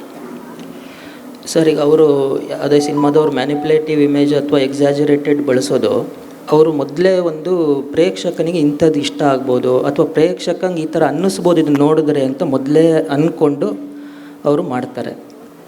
But ಅದು ನೀವು ಈ ಬುಕ್ಕಲ್ಲಿ ಇದು ಭೈರಪ್ಪನವ್ರದ್ದು ಯಾವುದು ಮಾಡಿದ್ದು, ನಾಯಿನೆರಳು, ಅದರಲ್ಲಿ ಮಗನ ಕ್ಯಾರೆಕ್ಟರ್ ಇದ್ದಿದ್ರೆ ಅದನ್ನು ಜನ ಬೇರೆ ಥರ ತಗೋತಾ ಇದ್ರು ಅಂತ ಹೇಳಿಬಿಟ್ಟು ಮಗಳು ಮಾಡಿದ್ದೀನಿ ಅದನ್ನು ಅಂತ ಹೇಳಿದ್ದೀರಾ. ಇದು ಕೂಡ ಒಂದು ಮ್ಯಾನಿಪ್ಯುಲೇಷನ್ ಅಲ್ವಾ? ಈಗ ಜನ ಮ್ಯಾನಿಪ್ಯುಲೇಷನ್ ಬೇರೆ, ಇಂಟರ್ಪ್ರಿಟೇಷನ್ ಬೇರೆ.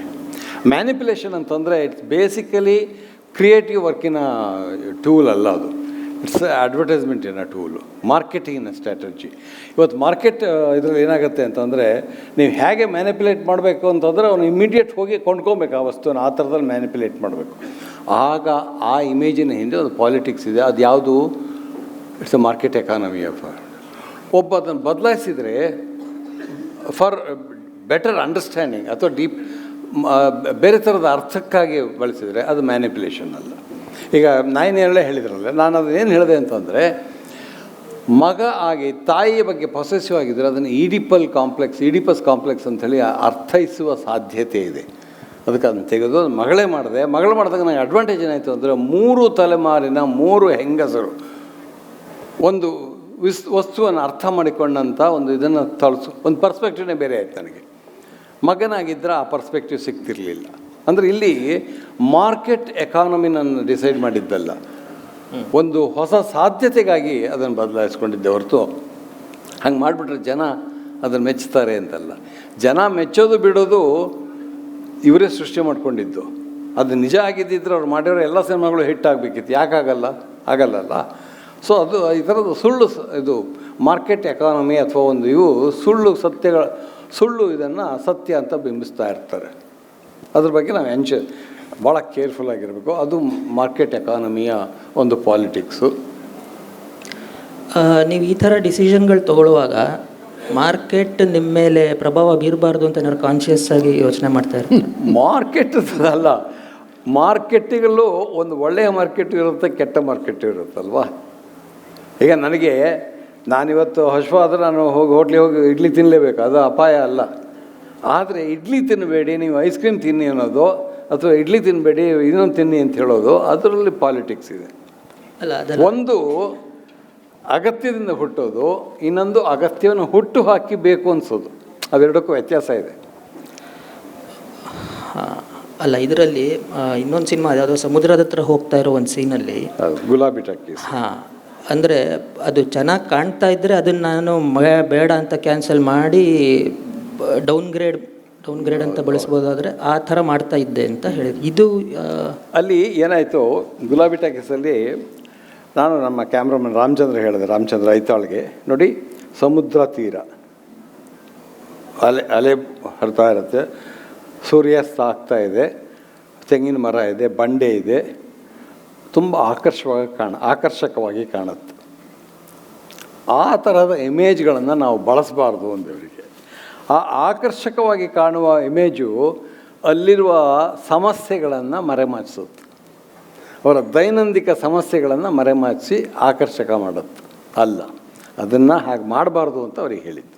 ಹಾಗಾಗಿ ಅಲ್ಲಿ ನೋಡಿ, ಅದನ್ನೇ ನನಗೆ ಹೇಳೋದು, ಅದರಲ್ಲಿ ಒಂದು ಪಾಲಿಟಿಕ್ಸ್ ಇದೆ ಅಂತ. ಈಗ ಆ್ಯಡ್ ಫಿಲ್ಮ್ಸಿಗೂ ಒಂದು ಒಳ್ಳೆಯ ಇದಕ್ಕೂ ವ್ಯತ್ಯಾಸ ಏನಂದರೆ, ಆ್ಯಡ್ ಫಿಲ್ಮ್ಸಲ್ಲಿ ನಾವು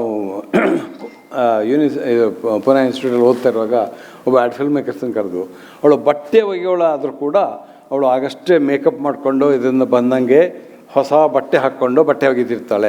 ಯಾಕೆ ಹಂಗೆ ಮಾಡಬೇಕು, ಅವಳು ಯಾಕೆ ಹರಿದ ಬಟ್ಟೆ ಹಾಕಬಾರ್ದು ಅಂತ ಅಂದಾಗ ಅದು ನಿಮ್ಮ ಎಸ್ಥೆಟಿಕ್ಸು, ನಮ್ಮ ಎಸ್ಥೆಟಿಕ್ಸ್ ಅಲ್ಲ ಅಂದರು. ನಮ್ಮ aesthetics it's derived from the market economy. ಅವಳು ಹರಿದ ಬಟ್ಟೆ ಹಾಕ್ಕೊಂಡು ಅವ್ರು ಸೋಪ್ ಮಾಡಿದ್ರೆ ಯಾರೂ ಕೊಂಡ್ಕೊಳ್ಳಲ್ಲ. ಹಾಗಾಗಿ ಅದಕ್ಕೆ ನಾವೇನು ಮಾಡಬೇಕು ಅಂದರೆ ಭಾಳ ಸುಂದರವಾಗಿ ಆಕರ್ಷಕವಾಗಿರಬೇಕು, ಈಗಷ್ಟೇ ಮೇಕಪ್ ಮಾಡ್ಕೊಂಬರ್ಬೇಕು. ನೋಡಿ, ಆ ಎಲ್ಲ ಇಮೇಜಿನ ಹಿಂದಿರೋದು ಯಾವುದು?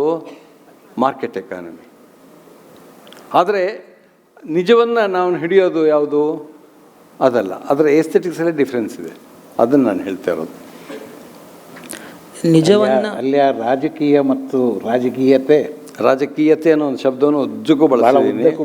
ಅದಕ್ಕೆ ವಿಷಯ ಬಂದಿರೋದ್ರಿಂದ ಅಲ್ಲಿಗೆ ಬರೋಣ. ಇವರು ಸುಬ್ಬಣ್ಣ ಅವರು ಒಂದು ಪುಸ್ತಕದಲ್ಲಿ ಕೊನೆಯ ಚಾಪ್ಟರಲ್ಲಿ ಕನ್ನಡದಲ್ಲಿ ಸಿನಿಮಾ ಟರ್ಮಿನಾಲಜಿ ಅಂತಲೇ ಒಂದು 2-3 ಪೇಜನ್ನು ಮಾಡಿದರು. ಈ ಬುಕ್ಕಲ್ಲೂ ಸುಮಾರು ಪದಗಳನ್ನ ಈಗ ಸಿನಿಮಾ ವಿಷಯದಲ್ಲಿ ಮಾತಾಡೋಕ್ಕೆ ಬರೋಕ್ಕೆ ಹೊರಟ್ರೆ ಕನ್ನಡದಲ್ಲಿ ಪದಗಳು ಸಿಗೋಲ್ಲ. ಕೆಲವು ಟೆಕ್ನಿಕಲ್ ಅಂತ ಕನ್ನಡದಲ್ಲಿ ಬರೆದ್ರೂ ಉಪಯೋಗ ಇಲ್ಲ, ಯಾಕಂದ್ರೆ ಅದು ಫೀಲ್ಡಲ್ಲಿ ವರ್ಕ್ ಆಗೋದಿಲ್ಲ. ನೀವು ಬರ್ಸಿರೋ ಈ ಥರ ಭಾಷೆ, ಒಟ್ಟು ಸಿನಿಮಾ ಬರವಣಿಗೆಯಲ್ಲಿ ಭಾಷೆ ಬಗ್ಗೆ ನೀವು ಅದನ್ನು ಹೇಳಿ. ನೀವು ಇದರಲ್ಲಿ ಕೆಲವು ಪದಗಳನ್ನ ಕಾಯಿನ ಮಾಡಿದ್ದಾರೆ, ಬಿಂಬನ, ರಾಜಕೀಯತೆ, ಇದೆಲ್ಲ. ಸೊ ಅದ್ರ ಬಗ್ಗೆ ಒಂದು ನಾವು ಭಾಳ ದೊಡ್ಡ ಸಮಸ್ಯೆ ಆಯಿತು. ಯಾಕಂದ್ರೆ ನಾವು ಇಂಗ್ಲೀಷ್ನಲ್ಲಿ ಭಾಳ ಸುಲಭವಾಗಿ ಮಿಸಾನ್ಸೀನ್ ಅಂದ್ಬಿಡ್ತೀವಿ. ಆ ದೃಶ್ಯದ ಮಿಸಾನ್ಸೀನ್ ಚೆನ್ನಾಗಿಲ್ಲ. ಮಿಸಾನ್ಸೀನ್ ಅಂತಂದ್ರೆ ಏನು? ಮಿಸಾನ್ಸೀನ್ ಅಂತಂದರೆ ಒಂದು ದೃಶ್ಯದಲ್ಲಿರುವ ಎಲ್ಲ ವಿವರಗಳು ಆ ಒಟ್ಟು ವಸ್ತುವಿಗೆ ಹೇಗೆ ಪೂರಕವಾಗುತ್ತೆ ಅನ್ನೋದಕ್ಕೆ ಮಿಸಾನ್ಸೀನ್ ಅಂತ ಕರಿತೀವಿ. ಅದು ಸಿನಿಮಾ ಪರಿಭಾಷೆಯಲ್ಲಿ ಸರ್ವೇ ಸಾಧಾರಣವಾಗಿ ಬಳಸುವ ಶಬ್ದ. ಅದನ್ನು ಹೇಳಿದರೆ ಒಬ್ಬ ಫಿಲ್ಮ್ ಮೇಕರ್ ಹೇಳ್ತಾ ಇದ್ದರೆ ಇನ್ನೊಬ್ಬ ಫಿಲ್ಮ್ ಮೇಕರ್ ಈಸಿಯಾಗಿ ಅರ್ಥವಾಗುತ್ತೆ, ಟೆಕ್ನಿಷಿಯನ್ಗೆ ಅರ್ಥವಾಗುತ್ತೆ. ಕನ್ನಡದಲ್ಲಿ ಏನಂತ ಹೇಳಬೇಕು ಮಿಸಾನ್ಸೀನನ್ನು? ನಾವು ಮಿಸಾನ್ಸೀನನ್ನು ಬಳಸೋಕ್ಕೆ ಇಷ್ಟ ಇರಲಿಲ್ಲ. ಈಗ ದೃಶ್ಯ ಸಂವಿಧಾನ ಅಂತ ಬಳಸ್ಕೊಂಬಂದೆ. ಈಗ ಸಂವಿಧಾನ ಅಂದ ತಕ್ಷಣ ನಮ್ಗೆ ಅರ್ಥವಾಗುತ್ತೆ, ಅದು ಸರಿ ತಪ್ಪು ಅನ್ನೋದನ್ನು ಹೇಳ್ತಾ ಹೋಗುತ್ತೆ, ಏನು ಮಾಡಬೇಕು ಏನು ಮಾಡಬಾರ್ದು. ಹಾಗೆ ದೃಶ್ಯ ಸಂವಿಧಾನ, ಬಿಂಬ ಸಂವಿಧಾನವನ್ನು ಬರ್ಕೊಂಡು ಬರ್ತಾ ಹೋದೆ. ಹಾಗೆ ಇನ್ನೊಂದೇನು ಅಂತ ಬಿಂಬನ, ಬಿಂಬ ಬೇರೆ, ಬಿಂಬನ ಬೇರೆ. ಬಿಂಬನ ಅನ್ನೋ ಶಬ್ದ ಕನ್ನಡದಲ್ಲಿ ಇಲ್ಲ ಅಂತ ಯಾರೋ ಹೇಳಿದರು, ಆಕ್ಷೇಪ ಎತ್ತಿದ್ರು. ಬಿಂಬನ ಇಲ್ಲ, ಬಿಂಬ ಇದೆ ಅಂತ. ನಾನು ಹೇಳಿದೆ ಅದು ಸಮಸ್ಯೆ ಅಲ್ಲ ನನಗೆ. ನಾನು ಹೇಳೋಕ್ಕೆ ಹೊರಟಿರೋದೇನು, ಇಮೇಜ್ ಆ್ಯಂಡ್ ಇಮೇಜಿಂಗ್. ಇಮೇಜಿನ ಪಾಲಿಟಿಕ್ಸ್ ಬೇರೆ, ಇಮೇಜಿಂಗಿನ ಪಾಲಿಟಿಕ್ಸ್ ಬೇರೆ. ಇಮೇಜಿಂಗ್ ಅಂದ ತಕ್ಷಣ ಅವನು ನಿರ್ದೇಶಕ ಆಯ್ಕೆ ಮಾಡಿಕೊಳ್ಳುವ ಲೆನ್ಸು, ಮೂಮೆಂಟು, ಮ್ಯೂಸಿಕ್ಕು, ಆ್ಯಕ್ಟಿಂಗು ಎಲ್ಲ ಸೇರ್ಕೊಳ್ತಾ ಹೋಗುತ್ತೆ. ಅದರ ಪಾಲಿಟಿಕ್ಸ್ ಬೇರೆ, ಇದರ ಪಾಲಿಟಿಕ್ಸ್ ಬೇರೆ. ಹಾಗಾಗಿ ಬಿಂಬನ ಅಂತ ಬರ್ಸ್ಕೊಂಡು ಹೋದೆ. ಯಾಕಂದರೆ ಇವತ್ತು ಇಮೇಜಿನ ಪಾಲಿಟಿಕ್ಸ್ ಬಗ್ಗೆ ಮಾತಾಡಲ್ಲ, ಇಮೇಜಿಂಗ್ ಪಾಲಿಟಿಕ್ಸ್ ಬಗ್ಗೆ ಮಾತಾಡ್ತಾರೆ. ಇದು ಭಾಳ ದೊಡ್ಡ ಸಮಸ್ಯೆ ಆಗ್ತದೆ. ಯಾಕಂತಂದರೆ ನೀವು ಇವತ್ತು ಅಲ್ಲ ಕೊನೆಯ 4 ರೋಗಳನ್ನು ತೋರಿಸ್ಬಿಟ್ಟು ಕಾಸರಗೋಳಿಯವ್ರು ಭಾಷಣ ಮಾಡ್ತಿದ್ರು, ಅಲ್ಲಿ ಯಾರೂ ಜನವೇ ಇರಲಿಲ್ಲ ಅಂತ ತೋರಿಸ್ಬಿಡ್ಬೋದು. ಈ ಕಡೆ ತೋರಿಸಿದ್ರೆ ಇನ್ನೊಬ್ಬ ಕಾಸರಗೋಳಿಯವ್ರ ಭಾಷಣ ಪೈಗಳ ಇದರಲ್ಲಿ ಹಾಲ್ ಫುಲ್ ಆಗಿತ್ತು ಅಂತ ತೋರಿಸ್ಬೋದು. ಎರಡೂ ನಿಜ. ಅದರ ಇಮೇಜ್ ಪಾಲಿಟಿಕ್ಸ್ ನೋಡಿದಾಗ ಅದು ಸುಳ್ಳು. ಯಾಕಂದರೆ ಮುಕ್ಕಾಲು ಹಾಲ್ ಫುಲ್ ಆಗಿದೆ, ಬಟ್ ನೀವು ಬರೀ 4 ರೋ ತೋರಿಸಿದ್ರೆ ಅದು ಇಲ್ಲ ಅಂತಾಗತ್ತೆ. ಹಾಗಾಗಿ ಇವತ್ತು ನಾವೇನು ಮಾಡ್ತೀವಿ ಅಂತಂದರೆ ಸಿನಿಮಾ ಎಸ್ಥೆಟಿಕ್ಸಲ್ಲಿ, ಸಿನಿಮಾ ವ್ಯಾಖ್ಯಾನದಲ್ಲಿ, ಸಿನಿಮಾ ಮೀಮಾಂಸೆಯಲ್ಲಿ ಇಮೇಜಿಂಗ್ ಪ್ರೊಸೆಸ್ ಬಗ್ಗೆ ಬಹಳ ಗಮನ ಕೊಡಬೇಕು ಒಬ್ಬ ವಿಮರ್ಶಕ. ಪ್ರೇಕ್ಷಕನಿಗೆ ಅದು ಮುಖ್ಯ ಅಲ್ಲ, ಒಬ್ಬ ವಿಮರ್ಶಕನಿಗೆ ಮುಖ್ಯ, ಫಿಲ್ಮ್ ಮೇಕರಿಗೆ ಮುಖ್ಯ, ಪ್ರೇಕ್ಷಕನಿಗೆ ಅನುಭವ ಮಾತ್ರ ಮುಖ್ಯ. ಒಬ್ಬ ಸ್ವಲ್ಪ ಎನ್ಲೈಟನ್ ಪ್ರೇಕ್ಷಕ ಆದರೆ ಅನುಭವ ಯಾವ ಮೂಲದಿಂದ ಹುಟ್ಟುತ್ತೆ ಅಂತ ಹುಡುಕ್ತಾನೆ. ಆ ಮೂಲವೂ ಅಷ್ಟೇ ಮುಖ್ಯ ಆಗಬೇಕು. ಆ ಥರ ಅನುಭವ ಇರೋ ವಿಮರ್ಶಕನಿಗೆ ಈಗ ನೀವು ನಿಮ್ಮ ಸಿನಿಮಾ ಬಗ್ಗೆ ಇಲ್ಲಿ ಬರೆದಿದ್ದೀರಾ ಅಥವಾ ಮಾತಾಡ್ತಾ ಇದ್ದೀರಾ, ಈಗ ಸತ್ತೇ ಹೋಗಿರೋ ಡೈರೆಕ್ಟರ್ಗಳದ್ದು ಸಿನಿಮಾ ನೋಡಿದಾಗ ಬರೀ ಆ ಬಿಂಬಗಳನ್ನು ನೋಡೋ ಮೂಲಕ ಬಿಂಬನ ಅರ್ಥ ಮಾಡ್ಕೊಳ್ಳೋ ಚಾನ್ಸಸ್ ಇರುತ್ತಾ? ಖಂಡಿತ ಇರುತ್ತೆ. ಈಗ ನಾವೆಲ್ಲ ಹಾಗೆ ಅರ್ಥ ಮಾಡ್ಕೊಂಡಿರ್ತಾನೆ. ನಾನೇನು ಯಾವ ನಿರ್ದೇಶಕರನ್ನು ಮುಖತಃ ಭೇಟಿ ಮಾಡಿಲ್ಲ, ಬಟ್ ಹಿಂಗೊಂದು ಹುಡುಕೋಕ್ಕೆ ಸಾಧ್ಯ ಇದೆ ಅಂದಮೇಲೆ ನಾನು ಯಾಶಿಜಿರೋ ವಜೂಲ್ ಹುಡುಕಿದೆ, ಅಕಿರಾ ಕುರೋಸಾವನ ಹುಡುಕಿದೆ, ಸಚಿತ್ರ ಅವ್ರನ್ನ ಮೀಟೇ ಮಾಡಿಲ್ಲ, ಬಟ್ ಅವ್ರ ಇಮೇಜಲ್ಲಿ ಹುಡುಕಿದೆ. ಆ ಇಮೇಜ್ಗಳಿಗೆ ಪವರ್ ಬರೋದೇ ಆ ಥರದ ಇದರಿಂದ. ಎಷ್ಟೋ ಜನ ಒಂದು ಸಚಿತ್ ರಾಯರ, ಅಡೂರು ಗೋಪಾಲಕೃಷ್ಣವರ ಕಥೆಗಳನ್ನು, ಸಿನಿಮಾಗಳನ್ನು ಅದರ ವಾಸ್ತವ ಲೇಪನಕ್ಕಾಗಿ ಅವು ಶ್ರೇಷ್ಠ ಆಗಿದೆ ಅಂತ ತಿಳ್ಕೊಳ್ತಾರೆ. ಅದು ಸುಳ್ಳು, ಅದಲ್ಲ. ಅದರಲ್ಲಿ ಈ ಥರದ ಪಾಲಿಟಿಕ್ಸ್ ಎಲ್ಲ ಇರುತ್ತೆ. ಸರ್, ಈಗ ಪುಸ್ತಕದಲ್ಲಿ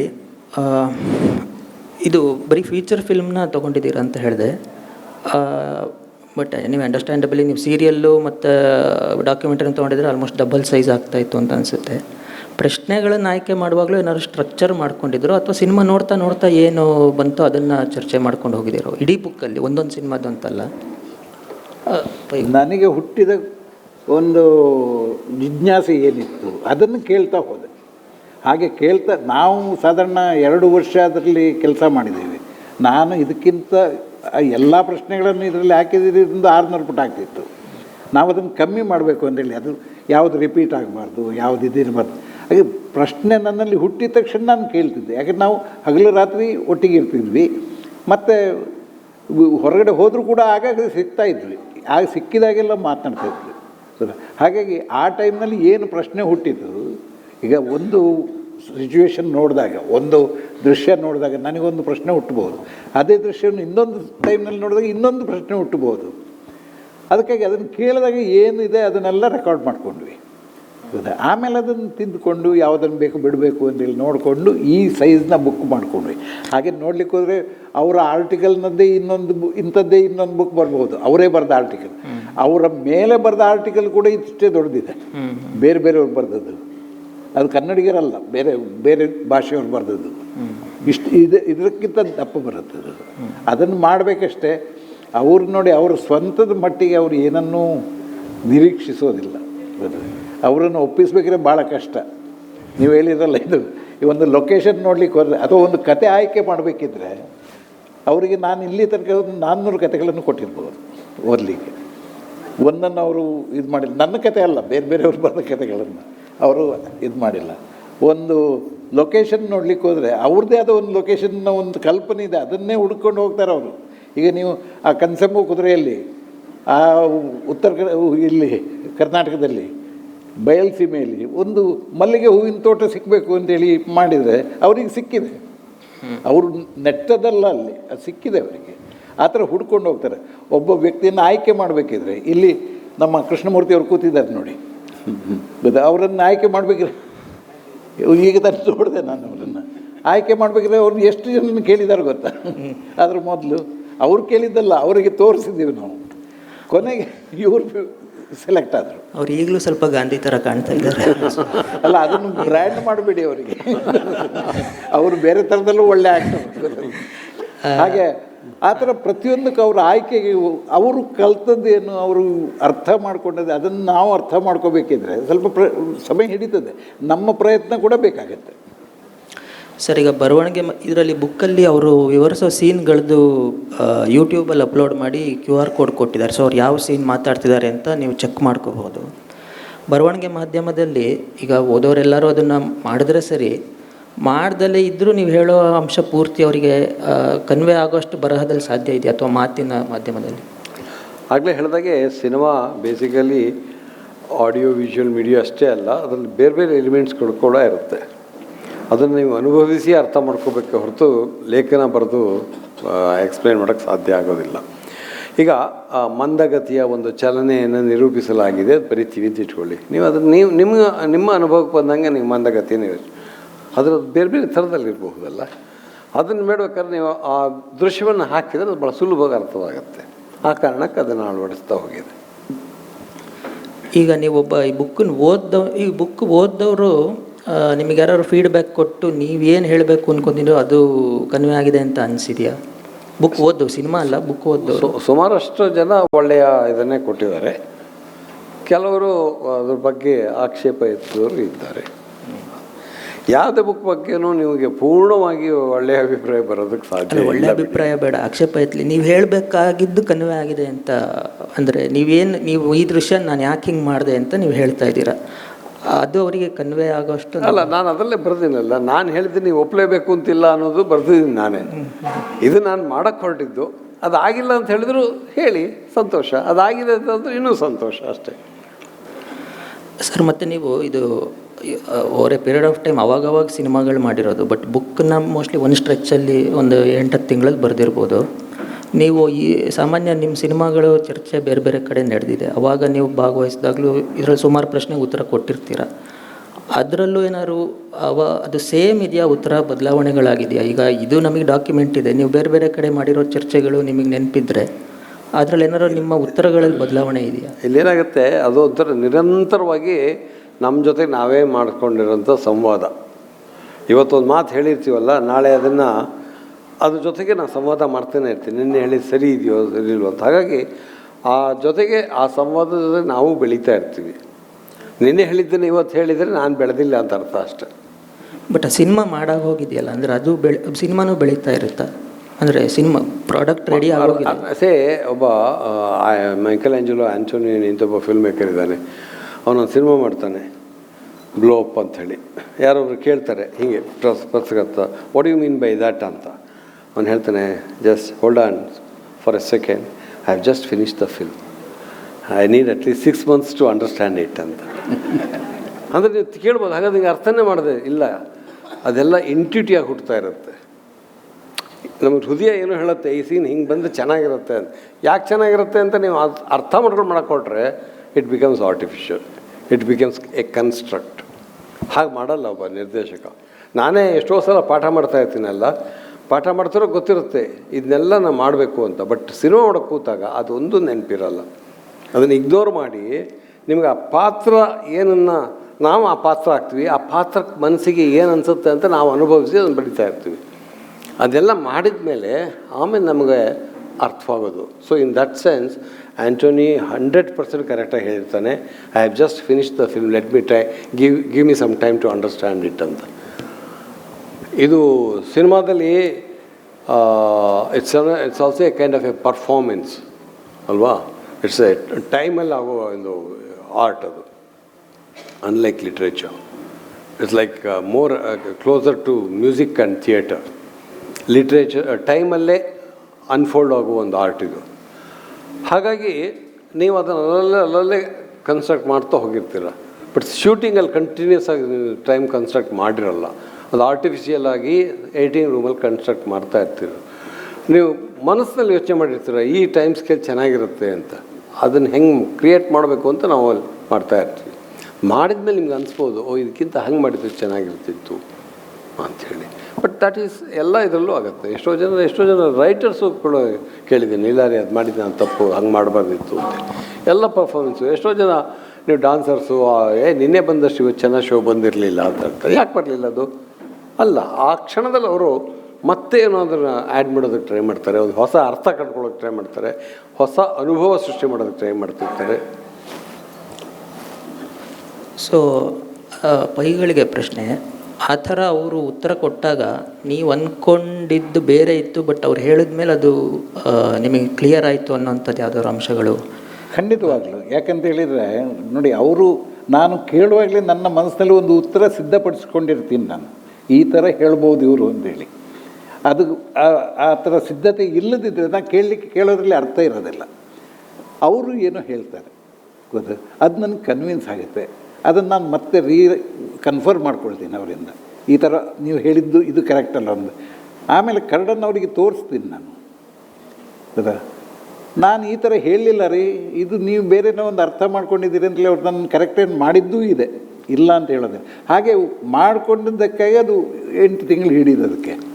ಅಲ್ಲ, ನೀವು ಮೊದಲೇ ಕೆಣಕಬಾರ್ದು ಅಂತ ಡಿಸೈಡ್ ಮಾಡ್ಕೊಂಡಿದ್ರಿಂದ. ಕೆಣಕಬಾರ್ದು ಅಂತೇಳಿ ನೋಡಿ, ಒಂದು ನಿಮಿಷ ಒಂದು ಹೇಳ್ತೀನಿ ನಾನು. ನಾವು ಇಂಥ ಸಂವಾದಗಳಲ್ಲೆಲ್ಲ ಏನಾಗುತ್ತೆ ಅಂದರೆ, ಈ ಸಂವಾದ ಮಾಡೋನು ಇವನಿಗಿಂತ ಹೆಚ್ಚು ಬುದ್ಧಿವಂತ ಅಂತ ತೋರಿಸ್ಲಿಕ್ಕಾಗಿ ಎಷ್ಟೋ ಸರ್ತಿ ಕೆಣಕ್ತಾ ಹೋಗ್ತಾನೆ. ಅವರನ್ನು ಬಾಯಿ ಮುಚ್ಚಿಸೋದು ಹೇಗೆ ಅಂಥೇಳಿ, ಅಂಥದ್ದು ಅಗತ್ಯ ಇಲ್ಲ ಅಂತ ಹೇಳಿ ನಿಂತು ಒಂಥರ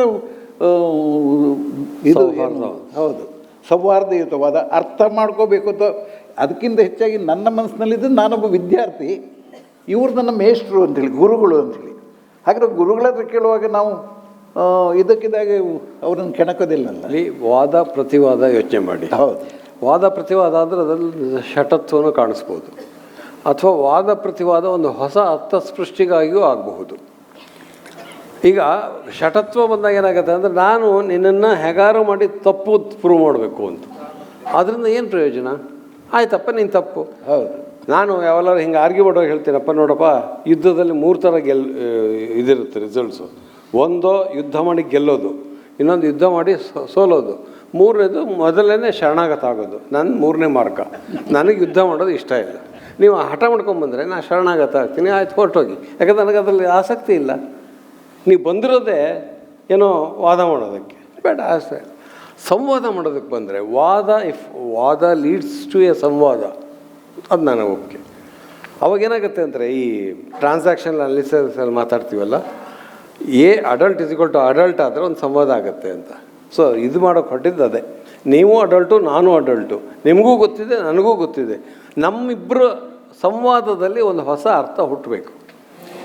ಬರೀ ವಾದ ಪ್ರತಿವಾದ ಆದರೆ ಏನಾಗುತ್ತೆ, ನೀನೊಂದು ವಾದ, ಅದಕ್ಕೆ ಪ್ರತಿವಾದ ನಂದು. ಅದೇನಾಗುತ್ತೆ, ನೀ ಹೇಳಿದ್ದೆಲ್ಲ ತಪ್ಪು, ನಾ ಹೇಳಿದ್ದೆಲ್ಲ ಇದು ಅಂತ. ಇದೇನಾಗುತ್ತೆ, ಇದರ ಕೆಲವು ಈ ಟಿ ವಿ ಇಂಟರ್ವ್ಯೂ ಆಗುತ್ತೆ, ಏನು ಹೇಳಿದ್ರು ಅದು ತಪ್ಪು ಅಂತ ಪ್ರೂವ್ ಮಾಡೋದು.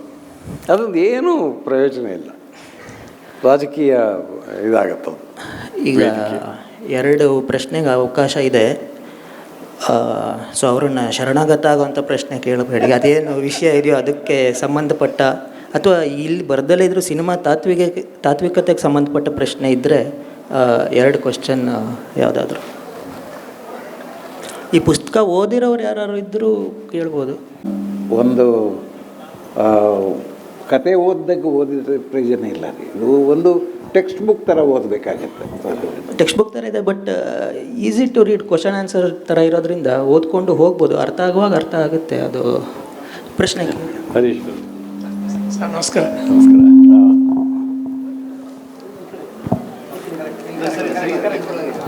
ನಮಸ್ಕಾರ ಸರ್. ಈಗ ಸಿನಿಮಾದ ತಾತ್ವಿಕತೆಗೆ ನಾವು ಎಷ್ಟೊಂದು ಸಿನಿಮಾಗಳನ್ನು ನೋಡುವಾಗ, ಉದಾಹರಣೆಗೆ ಒಂದು ಸಿನಿಮಾದಲ್ಲಿ ಇವತ್ತು ಅಂದ್ಕೊಳ್ಳೋಣ, ಸೊ ಇಮ್ಯಾಜಿನೇಷನ್ ಅಷ್ಟೆ, ಮ್ಯೂಸಿಕ್ಕೇ ಇಲ್ಲ ಅಂತ ಅಂದ್ಕೊಳ್ಳೋಣ. ಅಂದರೆ ಮ್ಯೂಸಿಕ್ ಡೈರೆಕ್ಟರ್ ಅಂತಲ್ಲ. ಈಗ ಭೂತಾಯಿನ ಮಗು ಅಯ್ಯುನಲ್ಲಾದ್ರೂ ಅವನು ಗುಳ್ಳ ಹೋಗಬೇಕಾದ್ರೆ ಇದಕ್ಕೆ ಕೋರ್ಟ್ಗೆ ಒಂದು ವಾದದಿಂದ ಏನು ಹಾಳಾಗತ್ತೆ ಫ್ಯಾಮಿಲಿ ಅನ್ನೋದು ಒಂದು ಬ್ಯಾಕ್ಗ್ರೌಂಡ್ ಮ್ಯೂಸಿಕ್.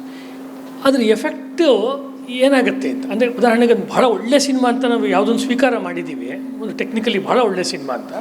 ಆ ಸಿನಿಮಾದಲ್ಲಿ ಮ್ಯೂಸಿಕ್ಕಿನ ಗೈರು ಹಾಜರಿ ಇದ್ದರೆ, ನಾನು ಯಾವ ಹಿನ್ನೆಲೆಯಲ್ಲಿ ಹೇಳ್ತಿದ್ದೀನಿ ಅಂದರೆ, ಪ್ಲೇಟೋ ಹೇಳಬೇಕಾದ್ರೆ ಒಂದು ಸಂಸ್ಕೃತಿಯನ್ನು ನಾವು ಹಾಳು ಮಾಡಬೇಕಾದ್ರೆ ಅದರ ಮ್ಯೂಸಿಕ್ಕನ್ನು ಕೈ ಹಾಕಬೇಕು ಅಂತ. ಆ ಅರ್ಥದಲ್ಲಿ ಸಿನಿಮಾ ಇರೋದೇ ಆಯಾ ಕಲ್ಚರ್ಗಳ ಒಂದು ಭಾಗವಾಗಿ. ಅಕಸ್ಮಾತ್ ಸಿನಿಮಾದಲ್ಲಿ ನಾನು ಈಸ್ಟರ್ನ್ ಮ್ಯೂಸಿಕ್, ವೆಸ್ಟರ್ನ್ ಮ್ಯೂಸಿಕ್ ಅಂತ ಏನೂ ಹೇಳ್ತಿಲ್ಲ, ಮ್ಯೂಸಿಕ್ ಅಂತ ಏನಿದೆಯಲ್ಲ, ಅಂದರೆ ಮ್ಯೂಸಿಕ್ಯಾಲಿಟಿ ಬಗ್ಗೆ ಹೇಳ್ತಿಲ್ಲ ನಾನು. ಕ್ಯಾಮ್ರಾ ಮೂಲಕ ಮಾಡುವ ಮ್ಯೂಸಿಕ್ಯಾಲಿಟಿ ಬಗ್ಗೆ ನಾನು ಖಂಡಿತ ಹೇಳ್ತಿಲ್ಲ. ಮ್ಯೂಸಿಕ್ಕಿನ ಎಲಿಮೆಂಟ್ ಅನ್ನೋದೇ ಇಲ್ಲದೆ ಹೋದರೆ ಆ ಸಿನಿಮಾ ಆದಾಗ್ಯೂ ಒಳ್ಳೆಯ ಸಿನಿಮಾ ಆಗಬಹುದೇ ಅನ್ನೋದು ಪ್ರಶ್ನೆ. ಗಿರೀಶ್ ಹೇಳೋ ಮೊದಲು ನಾನೊಂದು ಮಾತು ಹೇಳಿ ಅವ್ರಿಗೆ ಕೊಡ್ತೀನಿ. ಏನಂತ ಹೇಳಿದರೆ, ಗಿರೀಶರ ಸಿನಿಮಾಗಳಲ್ಲಿ ಹರೀಶ್ರೇ ಹಾಡಿಲ್ಲ, ಯಾವುದೇ ಸಿನಿಮಾಗಳಲ್ಲಿ ಹಾಡುಗಳಿಲ್ಲ, ಡ್ಯಾನ್ಸ್ ಇಲ್ಲ, ಫೈಟ್ ಇಲ್ಲ, ಗೊತ್ತದ. ಆದರೂ ಅದು ಒಳ್ಳೆಯ ಸಿನಿಮಾ, ಹೌದಾ? ಅಲ್ಲಿ ಮ್ಯೂಸಿಕ್ನ ಅಗತ್ಯ ಮತ್ತು ಮ್ಯೂಸಿಕನ್ನು ಎಷ್ಟು ಬಳಸಿದ್ದಾರೆ ಅದನ್ನು ಅವ್ರು ಹೇಳ್ತಾರೆ. ಆಗೊಂದು ಪ್ರಶ್ನೆ ಹೇಳಿದೆ, ಮ್ಯಾನಿಪ್ಯುಲೇಷನ್ ಆಫ್ ದ ಎಕ್ಸ್ಪೀರಿಯನ್ಸ್ ಅಂತ. ಎಷ್ಟು ಮಟ್ಟಿಗೆ ನಾವು ಮ್ಯಾನಿಪ್ಯುಲೇಟ್ ಮಾಡ್ತಾ ಇದ್ದೀವಿ ಅನ್ನೋದು ಬಹಳ ಮುಖ್ಯ ಆಗುತ್ತೆ ಅಂತ. ನನಗೆ ನೀವು ಹೇಳಿದ ಎಕ್ಸಾಕ್ಟ್ ಸೀನ್ ನೆನಪಾಗ್ತಾ ಇಲ್ಲ, ಆದರೆ ಆ ಮ್ಯೂಸಿಕ್ ಏನು ಕೆಲಸ ಮಾಡುತ್ತೆ ಅನ್ನೋದು ಯೋಚನೆ ಮಾಡಬೇಕು. ಅದು ಆ ದೃಶ್ಯದ ಅನುಭವವನ್ನು ಸಾಂದ್ರ ಮಾಡುತ್ತೋ ಉದ್ರೇಕ ಮಾಡುತ್ತೋ. ಸಾಂದ್ರ ಮಾಡೋದಿದ್ದರೆ ಅದು ಆ ದೃಶ್ಯವನ್ನು ಎತ್ತುತ್ತೆ, ಉದ್ರೇಕ ಮಾಡಿದರೆ ಅದು ಅದರ ಮಾರ್ಕೆಟ್ ಎಕಾನಮಿ ಕೆಲಸ ಮಾಡುತ್ತೆ. ನೀವು ಉದ್ರೇಕ ಮಾಡೋದ್ರಿಂದ ಏನು ಮಾಡುತ್ತೆ ಅಂತಂದರೆ ಅದು ನಿಮ್ಮನ್ನು ಮತ್ತಷ್ಟು ಆಕರ್ಷಿಸುತ್ತೆ, ವ್ಯಾಪಾರಿ ಮನೋಭಾವ ಮುಖ್ಯವಾಗ್ತಾ ಹೋಗುತ್ತೆ. ಹಾಗಾಗಿ ಇವತ್ತು ಜಾಗತಿಕ ಮಟ್ಟದಲ್ಲಿ ಒಂದು ದೊಡ್ಡ ಪಂಥವೇ ಇದೆ, ಸಿನಿಮಾದಲ್ಲಿ ಸಂಗೀತ ಇರಬಾರದು ಅಂತ. ಯಾಕೆ ಅಂತಂದರೆ ಸಂಗೀತ ನಿಮ್ಮ ಭಾವನೆಯನ್ನು ಉದ್ರೇಕಗೊಳಿಸುತ್ತೆ, ನಿಮಗೆ ಕೊಡಬೇಕಾದಂಥ ಆಟಾನಮಿಯನ್ನು, ಆಗೊಂದು ಶಬ್ದ ಒದ್ದಾಡ್ತಿದ್ದೆ, ಆಟಾನಮಿಯನ್ನು ಕೊಡೋದಿಲ್ಲ. ಪ್ರೇಕ್ಷಕನಿಗೆ ಆಟಾನಮಿ ಕೊಡಬೇಕು. ನಾನು ಹೇಳ್ತಾ ಇದ್ದೀನಿ, ನೀನು ನಿನ್ನ ಅನುಭವವನ್ನು ಬಳಸ್ಕೊಂಡು ಇದನ್ನು ಅರ್ಥ ಮಾಡ್ಕೋ, ನನ್ನ ಅನುಭವವನ್ನು ನಿನ್ನಲ್ಲಿ ಹೇರೋದಿಲ್ಲ ಅಂತ. ಇದೆಯಲ್ಲ, ಇದು ಅದಕ್ಕೆ ಈ ಸಿನಿಮಾ ಈಸ್ಥೆಟಿಕ್ಸ್ ಇದೆಯಲ್ಲ, ಇದು ಸಿನಿಮಾ ಕೇವಲ 120 ವರ್ಷಗಳ ಇತಿಹಾಸ ಇರೋದಷ್ಟೇ. ಈ 120 ವರ್ಷಗಳ ಇತಿಹಾಸದಲ್ಲಿ ಪ್ರತಿ 20 ವರ್ಷಕ್ಕೊಂದು ಸಲ ಸಿನಿಮಾದ ವ್ಯಾಖ್ಯೆ ಬದಲಾಗ್ತಾ ಹೋಗಿದೆ. ಯಾವುದು ನಿಜ ಅಂತಾಗಿತ್ತು ಇವತ್ತು ಅದು ತದ್ವಿರುದ್ಧವಾದ ನಿಲುವಿಗೆ ನಾವು ಬರ್ತಾಯಿದ್ವಿ. 1920ಸಲ್ಲಿ ರಷ್ಯನ್ ಥಿಯರಿಗಳು ಬಂದಾಗ ಅವ್ರು ಹೇಳಿದರು, ನಿರ್ದೇಶಕ ತನ್ನ ಇದನ್ನು ಆಲೋಚನಾ ಕ್ರಮವನ್ನು ಪ್ರೇಕ್ಷಕರ ಮೇಲೆ ಹೇರೋದಕ್ಕಾಗಿ ದೃಶ್ಯಗಳನ್ನು ಕಟ್ತಾ ಹೋಗಬೇಕು. ಇವತ್ತು ಅದನ್ನು ನಾವು ಅನುಮಾನದಿಂದ ನೋಡ್ತೀವಿ. ನೀವು ಹೇರ್ತಾ ಇದೆಯಾ ಅಥವಾ ಪ್ರೇಕ್ಷಕನಿಗೆ ಅನಾವರಣ ಮಾಡ್ತಾ ಇದೆಯಾ? ದೃಶ್ಯವನ್ನು ಅನಾವರಣ ಮಾಡೋದು ಬೇರೆ, ದೃಶ್ಯವನ್ನು ರೋಚಕಗೊಳಿಸಿ ನಿಮ್ಮನ್ನು ಬಲವಂತವಾಗಿ ನೋಡೋಂಗೆ ಮಾಡೋಂಗಿಲ್ಲ, ಬಲವಂತವಾಗಿ ನಿಮ್ಮ ಮೇಲೆ ಮಂಪರು ಬಾರಿಸಿ ಅನುಭವ ಕಟ್ಟೋದು. ಅದಕ್ಕಾಗಿ ಇತ್ತೀಚೆಗೆ ಏನಾಗಿದೆ, ಈ ಕ್ಲೋಸಪ್ಪನ್ನೇ ತೆಗೆದುಹಾಕಬೇಕು ಅಂತ ಹೇಳೋ ಇತ್ತೀಚೆಗೆ ಕ್ಲೋಸಪ್ ಬೆಳೆಸ್ತಿಲ್ಲ, ಲೆಂಗ್ತಿ ಶರ್ಟನ್ನು ಬಳಸ್ತಾ ಇದ್ದಾರೆ. ಸೊ ದಟ್ ನಿಮಗೆ ಬೇಕಾದ್ದನ್ನು ನೀವು ಆರಿಸ್ಕೊಡಿ. ನಾನು I am giving you full autonomy, ನೀವು ಅದನ್ನು ಇದು ಮಾಡಿ. ಹಾಗಾಗಿ ಈ ಸಿನಿಮಾದ ಇದೆಯಲ್ಲ, ಈ ಎಸ್ಥೆಟಿಕ್ ಇದು ಈ ಏನಿಲ್ಲ ಅಂದರೂ ಒಂದು 8-10 ಥರ ಬದಲಾವಣೆ ಆಗ್ತಿದೆ.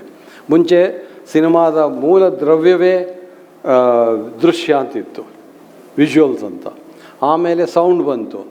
Cinema is N audio visual media ಅಂತ ಶುರು ಮಾಡಿದ್ದು. Cinema is not A visual media, cinema is audio. ಆಮೇಲೆ ಅದಕ್ಕಿಂತ ಮುಂಚೆ ರಷ್ಯನ್ ಇದು ಸಿನಿಮಾದ ನಿಜವಾದ ಇದೆ ಜಕ್ಸ್ಟಪೊಸಿಷನ್ ಅಂತ ಒಂದು. ಆಮೇಲೆ ಇದ್ದವರು ಸಿನಿಮಾದ ಕೆಲಸ ಕತೆ ಕಟ್ಟೋದಲ್ಲ, ಕಥೆಯನ್ನು ಅನಾವರಣ ಮಾಡೋದು. ನೀವು ಸುಮ್ಮನೆ ಯಾಕಂದರೆ ಬೇರೆ ಯಾವ ಕಲೆಗೂ ಅನಾವರಣ ಮಾಡುವ ಶಕ್ತಿ ಇಲ್ಲ, ಸಿನಿಮಾ ಒಂದಕ್ಕೆ ಇರೋದು. ರಸ್ತೆ ಮೇಲೆ ಹೋಗ್ತಿದ್ದಾರೆ ಅಂತ ಹೇಳಿದ್ರೆ ನಾವು ಬರಿಬೇಕಾಗತ್ತೆ, ಬರೆದಾಗ ಎಲ್ಲ ವಿವರಗಳನ್ನು ತೋರಿಸಲ್ಲ. ಬಟ್ ಸಿನಿಮಾಕ್ಕೆ ರಸ್ತೆ ಮೇಲೆ ಹೋಗ್ತಿದ್ರು ಹಾಗೆ ತೋರಿಸ್ತಾರೆ. ಸೊ ಅದು ಸಿನಿಮಾದ ಶಕ್ತಿ, ಕತೆ ಕಟ್ಟೋದಲ್ಲ ಅಂತ. ಸೊ ಅವಾಗ ಏನಾಯ್ತು ಅಂತ, ಈ ಡಾಕ್ಯುಮೆಂಟ್ರಿ ಕ್ವಾಲಿಟಿ ಬರೋದೇ ಸಿನಿಮಾದ ಶಕ್ತಿ ಅಂತ ಆಯಿತು. ಈ ವರ್ಷ ಒಂದು ಇಂಡಿಯನ್ ಸಿನಿಮಾಕ್ಕೆ ಎಷ್ಟೋ ವರ್ಷ ಆದಮೇಲೆ ಒಂದು ಅವಾರ್ಡ್ ಬಂದಿದೆ ಕಾನ್ನಲ್ಲಿ. ಆ ಸಿನಿಮಾ ನೋಡಿ, all that we imagine as light. Documentary ಥರ ಇದೆ ಸಿನಿಮಾ. ಅದೇ ಇವತ್ತಿನ ಸಿನಿಮಾ ಅಂತ ಆಗಿದೆ. ಯಾಕಂದರೆ ಅವ್ರು ಎಲ್ಲೂ ಕಟ್ಟಲ್ಲ ಅದನ್ನು.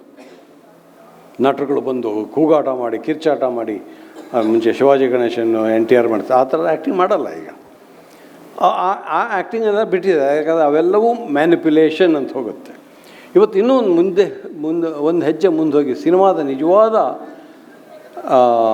ಎಲಿಮೆಂಟ್, ಈಡಿಯಮ್, ಟೈಮ್, ನಾಟ್ ಸ್ಪೇಸ್ ಅಂತ ಶುರುವಾಗಿದೆ. ಯಾಕಂದರೆ ಟೈಮನ್ನು ಹಿಡಿಯೋಕ್ಕೆ ಸಾಧ್ಯವಾಗೋದು ಸಂಗೀತಕ್ಕೆ ಬಿಟ್ಟರೆ ಸಿನಿಮಾಕ್ಕೆ ಮಾತ್ರ. ಸೊ ಅದರಿಂದ ಸಿನಿಮಾದ ಮೂಲ ದ್ರವ್ಯ ಸ್ಪೇಸು ಅಲ್ಲ, ಸೌಂಡು ಅಲ್ಲ, ಟೈಮ್ ಅಂತ. ಹಾಗಾಗಿ ಸ್ಲೋ ಸ್ಪೇಸ್ ಅಂತ ನಾವೇನು ಹೇಳ್ತೀವೋ ಅದು ಸ್ಲೋ ಪೇಸ್ ಅಲ್ಲ, ಅದು ರಿಯಲ್ ಸ್ಪೇಸ್, ರಿಯಲ್ ಪೇಸ್. ಆ ರಿಯಲ್ ಪೇಸನ್ನು ಹಿಡಿಯೋದು ಸಿನಿಮಾದ ಉದ್ದೇಶ ಆಗಬೇಕು. ಯಾಕಂದರೆ ಆ ರಿಯಲನ್ನು ವಿತಿನ್ ಕೋಡ್ಸು ಯಾವ ಮಾಧ್ಯಮಕ್ಕೂ ಹಾಕೋಕ್ಕಾಗಲ್ಲ. ರಂಗಭೂಮಿಯಲ್ಲಿ ಹಿಡಿಯೋಕ್ಕಾಗಲ್ಲ, ಸಾಹಿತ್ಯದಲ್ಲಿ ಹಿಡಿಯೋಕ್ಕಾಗಲ್ಲ, ಪೇಂಟಿಂಗಲ್ಲಿ ಹಿಡಿಯೋಕ್ಕಾಗಲ್ಲ, ಫೋಟೋಗ್ರಫಿಯಲ್ಲಿ ಹಿಡಿಯೋಕ್ಕಾಗಲ್ಲ, ಮ್ಯೂಸಿಕಲ್ಲಿ ಹಿಡಿಯೋಕ್ಕಾಗಲ್ಲ, ಡಾನ್ಸಲ್ಲಿ ಹಿಡಿಯೋಕ್ಕಾಗಲ್ಲ. ಅದನ್ನ ಹಿಡಿಯೋಕ್ಕೆ ಸಾಧ್ಯ ಆಗೋದು ಸಿನಿಮಾಕ್ಕೆ ಮಾತ್ರವೇ. ಆದ್ದರಿಂದ ಆ ರಿಯಲ್ ಅನ್ನೋದು ವಿಥೌಟ್ ಎನಿ ಇದರಲ್ಲೇನೆ ಅಲಂಕಾರ ಮಾಡ್ದೇನೆ. ಹಾಗಾಗಿ ಒಂದು ಭಾಳ ಅದ್ಭುತವಾದ ಸಿನಿಮಾ ಇದೆ, ಬೈಸಿಕಲ್ ಥೀವ್ಸ್ ಅಂತ. ಅದು ದೊಡ್ಡ ಕ್ಲಾಸಿಕ್ಸ್ ಅಂತ ಹೇಳ್ತಾರೆ. ಡಿಸಿಕಾಂದು ಒಂದು ಇಟಾಲಿಯನ್ ಸಿನಿಮಾ. ಅದೊಂದು ಹೊಸ ಪಂಥವನ್ನೇ ಸೃಷ್ಟಿ ಮಾಡ್ತು.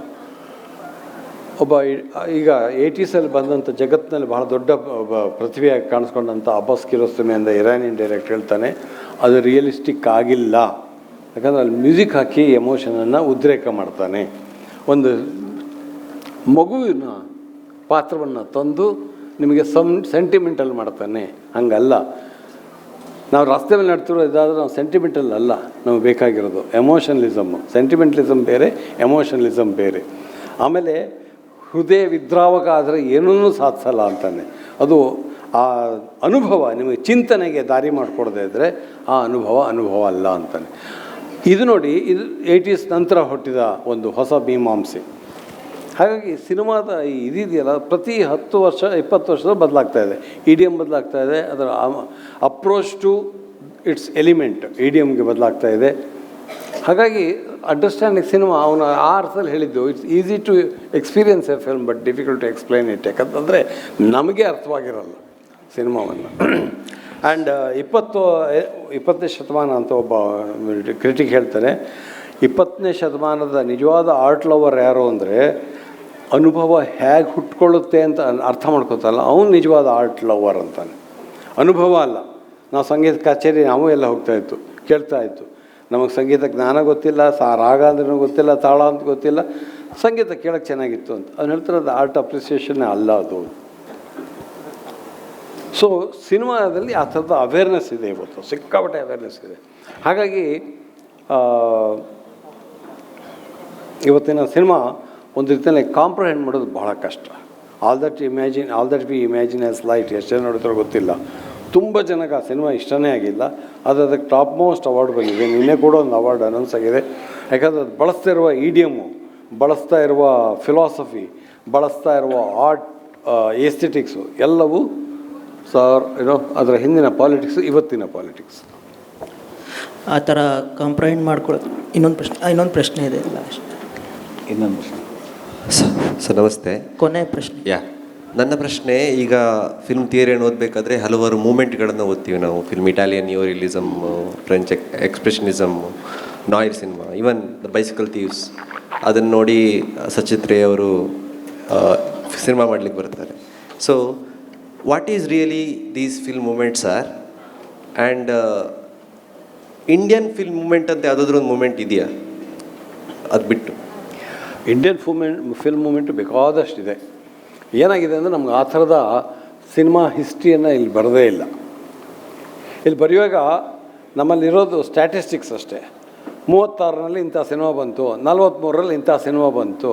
ಹೌದಪ್ಪ, 36ರಲ್ಲಿ ಆ ಸಿನಿಮಾ ಯಾಕೆ ಬಂತು, 43ರಲ್ಲಿ ಈ ಸಿನಿಮಾ ಬಂತು ಅಂತ ಯಾರೂ ಹೇಳಲ್ಲ. ನಾನೊಂದು ಅಪ್ರಿಸಿಯೇಷನ್ ಹೇಳಿದೆ, ನಾವು ವರ್ಲ್ಡ್ ಸಿನಿಮಾ ಹಿಸ್ಟ್ರಿ ಓದ್ತೀವಿ, but what we have to do today ಅಂತಂದರೆ to understand Indian cinema history. ಇಂಡಿಯಾದಲ್ಲಿ ನೋಡಿ,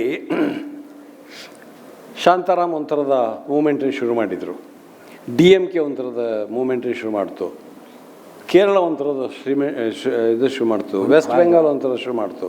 ಕನ್ನಡದ ಹೊಸ ಅಲೆ ಅಂತ ಏನು ಬಂತು, ಅದನ್ನು ಅರ್ಥ ಮಾಡ್ಕೋಬೇಕಾದ್ರೆ ನಿಮ್ಗೆ ಇದು ಬೆಂಗಾಲಿ ಸಿನಿಮಾ ನಾಲೆಜ್ ಉಪಯೋಗ ಬರೋಲ್ಲ, ಮಲಯಾಳಂ ಸಿನಿಮಾ ನಾಲೆಜ್ ಬರೋಲ್ಲ. ಯಾಕಂದರೆ ಮಲಯಾಳಂ ಸಿನಿಮಾ ಅರ್ಥ ಮಾಡ್ಕೋಬೇಕಾದ್ರೆ ಇಲ್ಲಿಯ ಲೆಫ್ಟ್ ಮೂಮೆಂಟ್ ಅರ್ಥ ಆಗಬೇಕು, DMK ತಮಿಳ್ ಸಿನಿಮಾ ಅರ್ಥ ಆಗ್ಬೇಕಾದ್ರೆ ಅಲ್ಲಿಯ DK ಮೂಮೆಂಟ್ ಅರ್ಥ ಆಗಬೇಕು, ಬೆಂಗಾಲ್ ಸಿನಿಮಾ ಆಗಬೇಕಾದ್ರೆ ಅಲ್ಲಿಯ ರೆನೆಸಾನ್ಸ್ ಅರ್ಥ ಆಗಬೇಕು. ಆದರೆ ಕನ್ನಡದ ಸಿನಿಮಾ ಅರ್ಥ ಮಾಡ್ಕೋಬೇಕಾದ್ರೆ ಈ ಹೊಸ ಅಲೆ ಅಂತ ಏನು ಬಂತು, for the first time in the world history ಒಬ್ಬ ಸೋಷಿಯಲಿಸ್ಟ್ ಮೂಮೆಂಟು ಕ್ರಿಯೇಟ್ ಮಾಡಿದ ಹಿಸ್ಟ್ರಿ ಅದು. ಹಾಗಾಗಿ ಅದನ್ನು ಅರ್ಥ ಮಾಡ್ಕೊಂಡು ಆ ರೀತಿ ಬರಬೇಕು. ಯಾಕಂದರೆ ಸಮಾಜ ಮತ್ತು ಸಾಮಾಜಿಕ ಚಳುವಳಿಗೆ ಹೊರತಾಗಿ ಸಿನಿಮಾ ಬೆಳೆಯಲ್ಲ, ಯಾವ ಕಲೆಯೂ ಬೆಳೀತಿರೋಲ್ಲ. ಅದಕ್ಕೆ ಪ್ರತಿಕ್ರಿಯೆಯಾಗಿ ಅಥವಾ ಅದಕ್ಕೆ ಪ್ರತಿಸ್ಪಂದನವಾಗಿ ಅದು ಬೆಳೀತಾ ಇರುತ್ತೆ. ನಾವು ಸುಮ್ಮನೆ ಇಟಾಲಿಯನ್ ರಿಯಲಿಸಮ್ ತೊಗೊಂಬಿಟ್ಟು ರೇ ಅಂತ ಮಾತಾಡ್ತೀವಲ್ಲ, ನಾನು ಪ್ರೂವ್ ಮಾಡ್ತೀನಿ ಬೇಕಾದರೆ, Ray is not at all influenced by Italian realism ಅಂತ. ಅದು ಒಂದು ಸಾಧ್ಯತೆಯನ್ನು ತೋರಿಸ್ಕೊಟ್ಟಿದೆ.